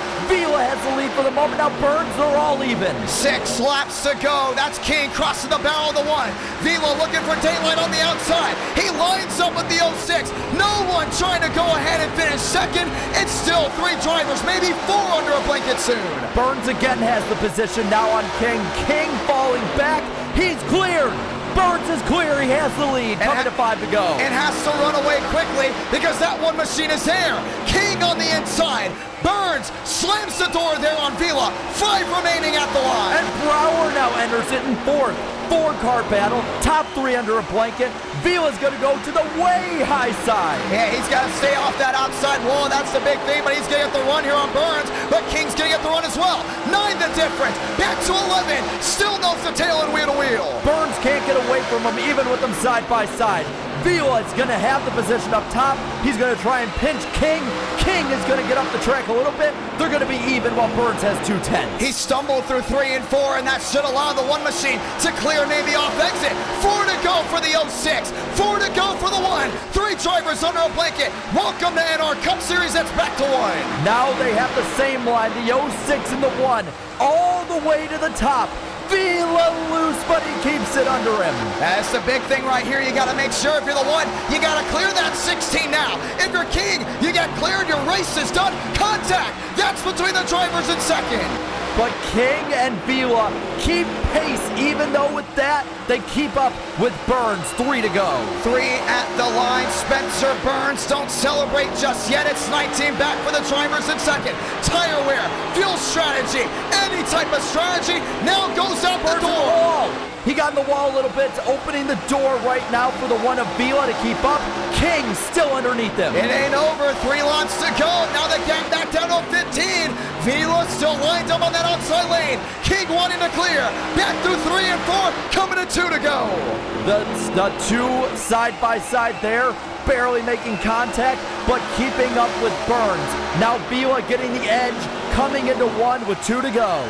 Spencer Burns hoping that wheel to wheel stays. If it does, it'll be great for him, but the tires are falling off heavily on the 06.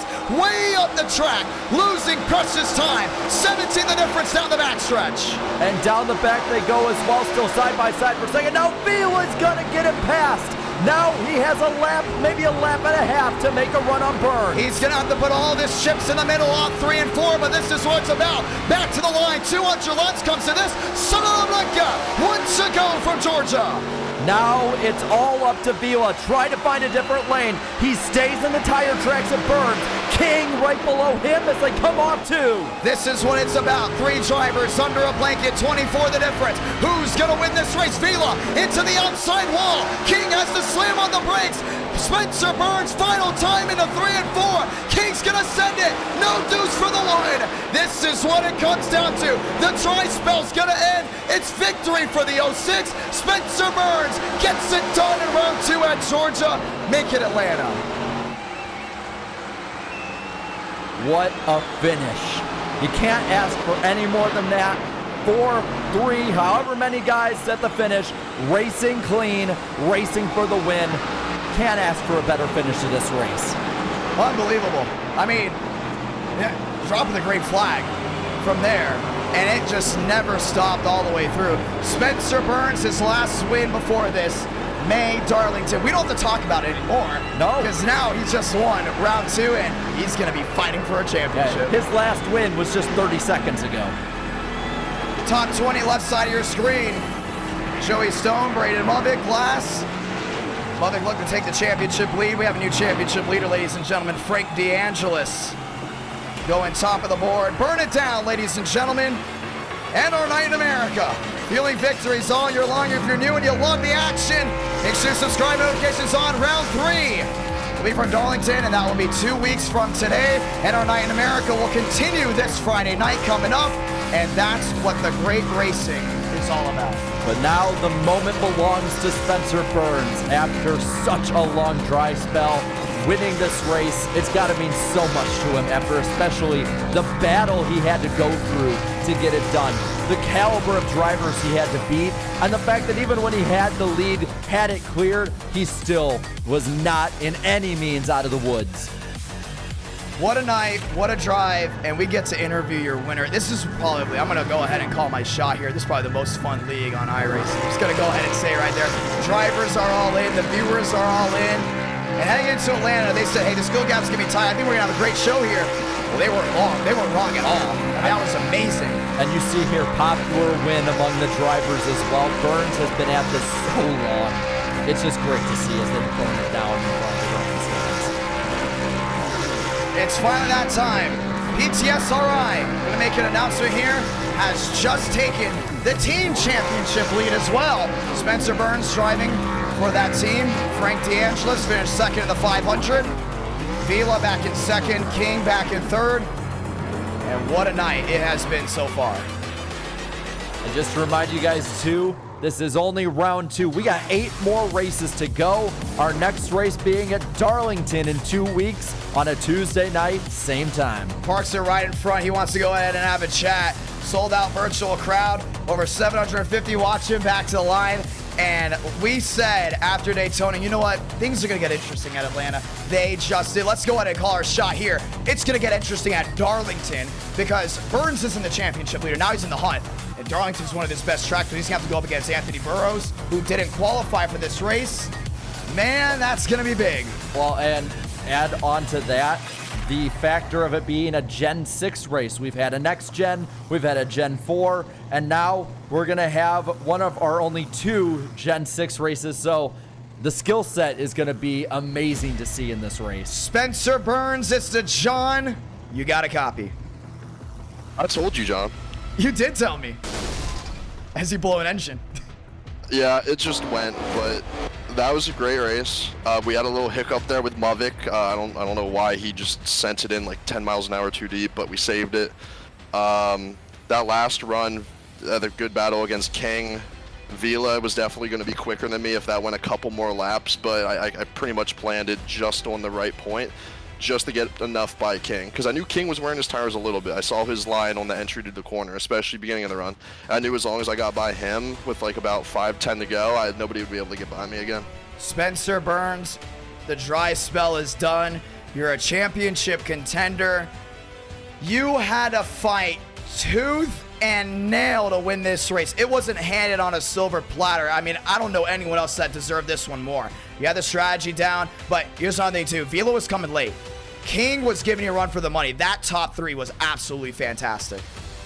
Yeah, I really didn't expect those two because the entire race, it was basically me and Movick. I knew King was getting really hot at the end of runs usually, but that was the first time we saw him really push early in the run. And then Vila, those last 2 runs absolutely came out of nowhere. But I'm just happy to finally win. Yes, indeed. Congratulations on that. Excited and happy to see you in victory lane. Mr. Burns, I got the question for you. Do you want to say anything to anyone with this great crowd? They were here for the start of Countdown to Green. Everyone's talking about who's it going to be? Who's it going to be that's going to give you the shot? I want to point this out also. In Countdown to Green, I had you in my Fast 5. Just want to go ahead and throw that in there. I did get told that.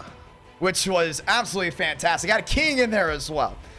Sorry, Jared. I just had to go ahead. Had to rub it in a little bit. Rub it in all you want. 1-2 right there. And that's exactly how it went down. But walk me through this. The championship hunt. You didn't get that great finish from Daytona, but you got it here at Atlanta. What does that make heading into Darlington for you? Yeah, I mean, Daytona was so unfortunate because we were up front the entire night. We made one little bad move with about 14 to go, got sent to the back of the pack, blew the engine, finished 30th. I know Anthony Burrows, he missed this race because he's still flying back from Daytona. He's definitely going to be the main person we're going to be competing against the rest of the season. He's definitely going to wax me at the short tracks. I could hopefully get him back at these intermediates, a mile-and-a-half tracks. Frank DeAngelis, I think he finished top 10 too. He's going to probably be the points leader after this, so he's going to be tough too. Well, it was a fun one to call. Back and forth action, top to bottom, and you got it done. Congratulations, my man. Do you want to say anything to anyone back at home? Yeah, no, thanks to all my dogs watching. I know Colby joined in at some point. My roommate the last few years. Shout out to Roasted Gems Coffee for sponsoring me. They've got really good coffee. I just placed my second order just a few days ago. And yeah, that was a much harder race than I thought. I thought once Mudvik got wiped out, I thought it was going to be just save tires a little bit, stay out in the front, but they had me work for it, and my wrists are very sore.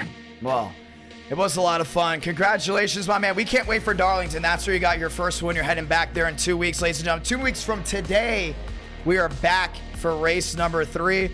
I'm going to be honest right now, we got the most hyped league. We got the best drivers. We got the best viewer base, and everyone's been committed, and we can't wait to see you go down. If I'm not mistaken, you may be already locked in the National Fairgrounds race. We'll see. But ladies and gentlemen, March 7th at 8 Eastern, 7 Central. That's 2 weeks from today. We're going to see if Spencer Burns can go ahead and get it done at Darlington with round 3 of the NR Cup Series. Thank you, guys. Peace.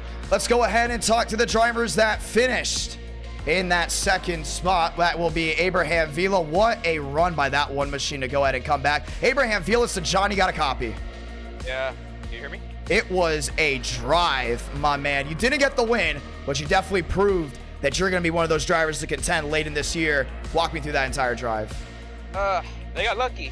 I mean, every single time I told Burns what his tire wear, my drive round was like 60% better. And man, I wanted to go green because the overcut was so powerful, and I was managed to gain so much time. But hey, that was a good race. P2, I needed the points, and then happy in Daytona, so I got less plays. So top 5 for next week. In 2 weeks for Darlington, be really good. But that race was, man, I'm tired right now. It was fantastic. Every driver's saying that. I'm looking at group chats that I'm in right now. A lot of them are saying, I need water now. You know, they're tired. Burns just said his wrists are absolutely destroying him. Yeah. How tough was it to race? You know, if you're a viewer back at home, you don't understand how iRacing works. The force feedback, including with the SCAR track combo, is tough.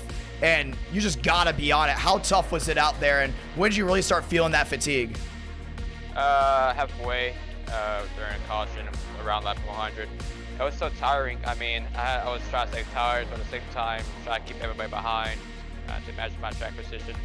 Around the bottom, do the little harvesting. It's kind of hard. I mean, you got to move the wheel left and right, sawing the wheel on the auto control. And also, my share is so small in wood. It hurts so much to sit, but I had to. I got to commit. But it's so hard. I'm sweaty right now. I got a polo shirt, so I'm soaked right now. I'm soaked. Well, it was absolutely fantastic. Congratulations on that finish there in that second place. Do you want to say anything to anyone back at home?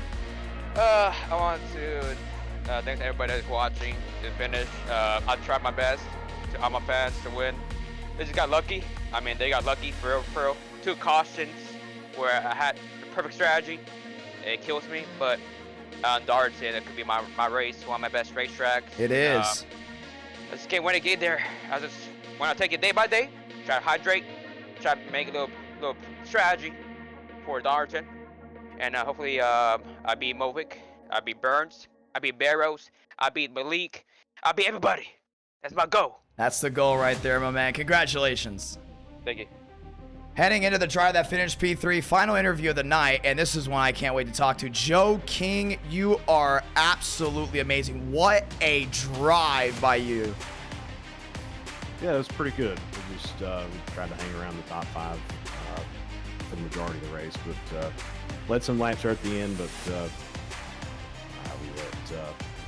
we let the winner there slide us in turn 1, and just didn't have enough turn left in the car to keep the momentum and turn down the wind and try to take it back in 3, and that was kind of I got stuck on the bottom. That kind of done us in, but it was a good run. Good points night, especially after the fiasco at Daytona, but yeah, it was good stuff. I enjoyed it. We had a lot of really good racing for the entire 200 laps, so I enjoyed it. I enjoyed it indeed. Congratulations. Now you are also a championship contender. A lot of these guys that did great at Daytona didn't do well at Atlanta. A lot of these guys that didn't do well at Daytona did well at Atlanta, and obviously it was vice versa.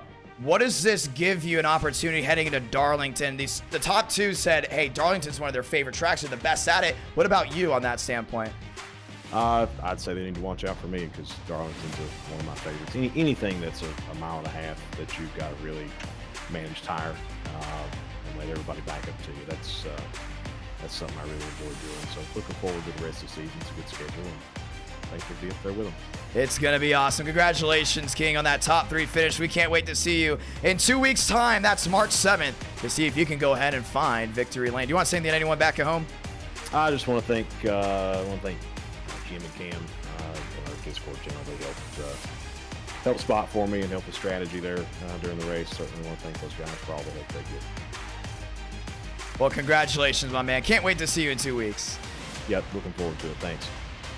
Well, Jarrett, what an amazing run we've had tonight. It was absolutely fantastic. Very thankful for everyone that did tune in, but there's one thing we still have to do before we go ahead and log off and get people ready. First things first, I want to go ahead and point this out, ladies and gentlemen. NR Night in America, that's this Friday. Gonna be a lot of fun. NWP, the podcast, tomorrow night. Gonna be a lot of fun as well. Right. Yep. And ladies and gentlemen, March 7th, we might see the guys that will truly compete for a championship, because if you watch Daytona, if you looked at those finishing results after Atlanta, you start wondering, okay, we have a battle. We're going to check the points as we get ready to go ahead and log out here for just a moment to see exactly where everyone currently is. But that was absolutely fantastic of a drive all the way through. Well, and the fact that at first I thought, oh no, this might be a wreck fest. We had 2 early cautions. But these guys, they straightened it out. They had long green runs. They kept it clean. And what I appreciated is, yes, they had some incidental contact, but the battle for the win was clean. And as a racing fan, I can't ask for anything else. You had the points up here. That's close. So I don't want to go out and tease anyone, but oh, do we have a league? I mean, I kind of want to tell them, like, who at least is within, say, 15 points. I tell them how many drivers at least. Let's go ahead and say how many drivers. Right, so 15 points is really close with our point system. There are 9 drivers within 15 points right now. And, I want to tell them who's leading this thing and who's second, because I feel like this is going to get a lot of people in the chat amped for the next week in March 7th. 400 miles at Darlington, and going into that race with 8 races to go, Frank DeAngelis is leading by 6 points over Demos. So there is going to be a lot of fighting for the championship. And, scrolling down a little bit here, I'm looking at it, and at the moment, 59 points is 1 race's worth of points, which means that the top 34 are still within 1 race of points going into Darlington. Oh, wow. And even some of these guys are considered part-time. Dale Tanhart, 25th in points. I mean, he didn't have the greatest run, but he's still there. Justin Champagne, 19th. He didn't have the greatest run. He's still there. Thurston, 21st. These are guys that actually didn't do that bad at Daytona. And I'm going to say this, too. Joseph King jumped up 21 positions in points tonight from 38th to 17th in the standings. Unbelievable. So we have a championship battle for the ages brewing up. Frank DeAngelis, he's your points leader now by 6 points. But I want to also point this out. That top 3. Every driver in that top 3 has won at Darlington. Every driver in that top 3 has shown speed at Darlington. Every driver in that top 6, even though 6 is tied between Contreras, Brower, and Burns, have all shown that they can win at Darlington. Well, so we said Darlington may be where everything stretches out. I'm going to go ahead and take that back. I think that's where we see it also really tighten up again. Well, Braden Movick, he was running second. Let's say he finishes second position instead of finishing where he did in 19th position. If he were to keep that up, looking at the way that we have our points set up, that is a huge net loss. That means he lost 22 points in that ordeal, which he is running 5th in the points right now. He'd be our points leader by 10 points had he not been in that accident. That's what's great about consistent points. If you lose this championship by 1 point, you can look at Atlanta. You can look at Daytona. You can look at Darlington. You can look at Fairgrounds. You know, the tracks where you're like, oh, I'm not my best. Maybe I won't even, I'll just ride around. And all of a sudden you get to Chicagoland, that one spot where you couldn't get that guy. That was the difference. Let's go read out the top 20. Well, and I'll read them out here, but I want to say one more thing. This is the power of a win. We wanted to weigh the wins down more. Well, going into this race, Spencer Burns was 30th in points. Now he is tied for 6th, and he is only 14 points out of the lead. So we have a lot of shuffling to go. Yes, we do. Hey, if you guys haven't already, join the Discord. We will go ahead and make sure we post the points in there. Jerry, you want to go and read it off? Yeah, let's get it. So Frank DeAngelis leads with 86 points. 6 back is Demos. After that, 11 back Joseph Armstrong. New Bigging, he is 12 back, 13 back in 5th, Braden Movick. Spencer Burns is 6th, tied with Brower and Contreras. And then in 9th, Timothy J. Moore. Andrew Cootie, the points leader coming in, still top 10 in the standings. 11th, Steinmeier. Schmidt, 12th. Vila, 13th. Joey Stone keeps it 14th. He managed to get back up into the top 20, which kept him 14th in points. Dominguez in 15th, tied with Gary Owen. Joseph King is going to be 17th. Dale Greenwood, 18th. 19th is a tie between Thornquist and Justin Champagne. Thurston, 21st. Tyler Glass, 22nd. Tied with Drew Jua. Jeffries, 24th. And Wilkerson, 25th. And really quick, right now, your driver that is on the cut line for the top 20, Justin Champagne. That's big. He's only 5 points above Thurston, only 7 above Glass and Jua. Jeffries is 8 back. And then looking 10 back, Wilkerson and Kroenke. And then if you look at the guys just above that cut line, Justin, Thornquist, Dale Greenwood, Joseph King, Gary Owen, Dominguez, Joey Stone, all of them right on the cut line. Remember, you got to be in the top 20 in points after Darlington to ensure your way into the next race. Going to be a lot of fun. I want to point this out as well. Justin Champagne's brother, Kevin, wants to race the Fairgrounds event, and we do allow part-time drivers in that eTicket as well, and that they would have to fight. It's going to be interesting to see a brother on brother, because currently Kevin is sitting 36. He may have to race Darlington to go ahead and insure himself into the Fairgrounds event. We look at a lot of these guys behind. Raul Alves, 2 bad races, but we already saw what one race could do in a championship battle. I mean, Alves, yeah, sitting 37th in points, but what if he wins Darlington? What if he wins the Fairgrounds? All of a sudden, he's back in the top 20. Well, but this is the difference of 2 races here. He's almost 30 points out of the top 20 now. Right. Alves may be in a must-win to just make it to the Fairgrounds race. That's big. It's going to be a lot of fun, ladies and gentlemen. I want to give a quick shout out there to Ancient World Gaming, everyone that's come in the chat. I want to say also a quick shout out to every single viewer that went ahead and watched tonight. It was absolutely fantastic. Thank you to everyone that super chatted. Thank you to everyone that dropped a membership, a gifted membership as well. I saw Tomater in the chat. I saw Eric W. I will go ahead and read all of the chats very soon at the conclusion of the stream, but we're very thankful for you all. You guys are the reason why we are here. With 750 watts in the end of Atlanta, and that chat didn't stop talking since the start of Countdown to Green, the drop of the green flag, all the way to the checkered flag. That just shows that you guys are the absolute best. Can't wait to see you guys in 2 weeks' time if you're just following the Cup Series. If you're watching the NWP, that will be tomorrow, 8 Eastern, 7 Central. What channel will that be? Black Flags Matters channel. Bingo. Be on Darian's channel. Give me a lot of fun. Go check that out. And for the rest of you guys, we will see you this Friday at 8 Eastern, 7 Central for some more NR Night in America Friday Night Lights. Thank you for all that tuned on in. We'll see you in the Discord. We'll see you on Twitter, Instagram, all social media platforms as we continue to talk about this great race. On to Darlington, on to see who's going to win the championship for the NR Cup Series. Have a great night, ladies and gentlemen.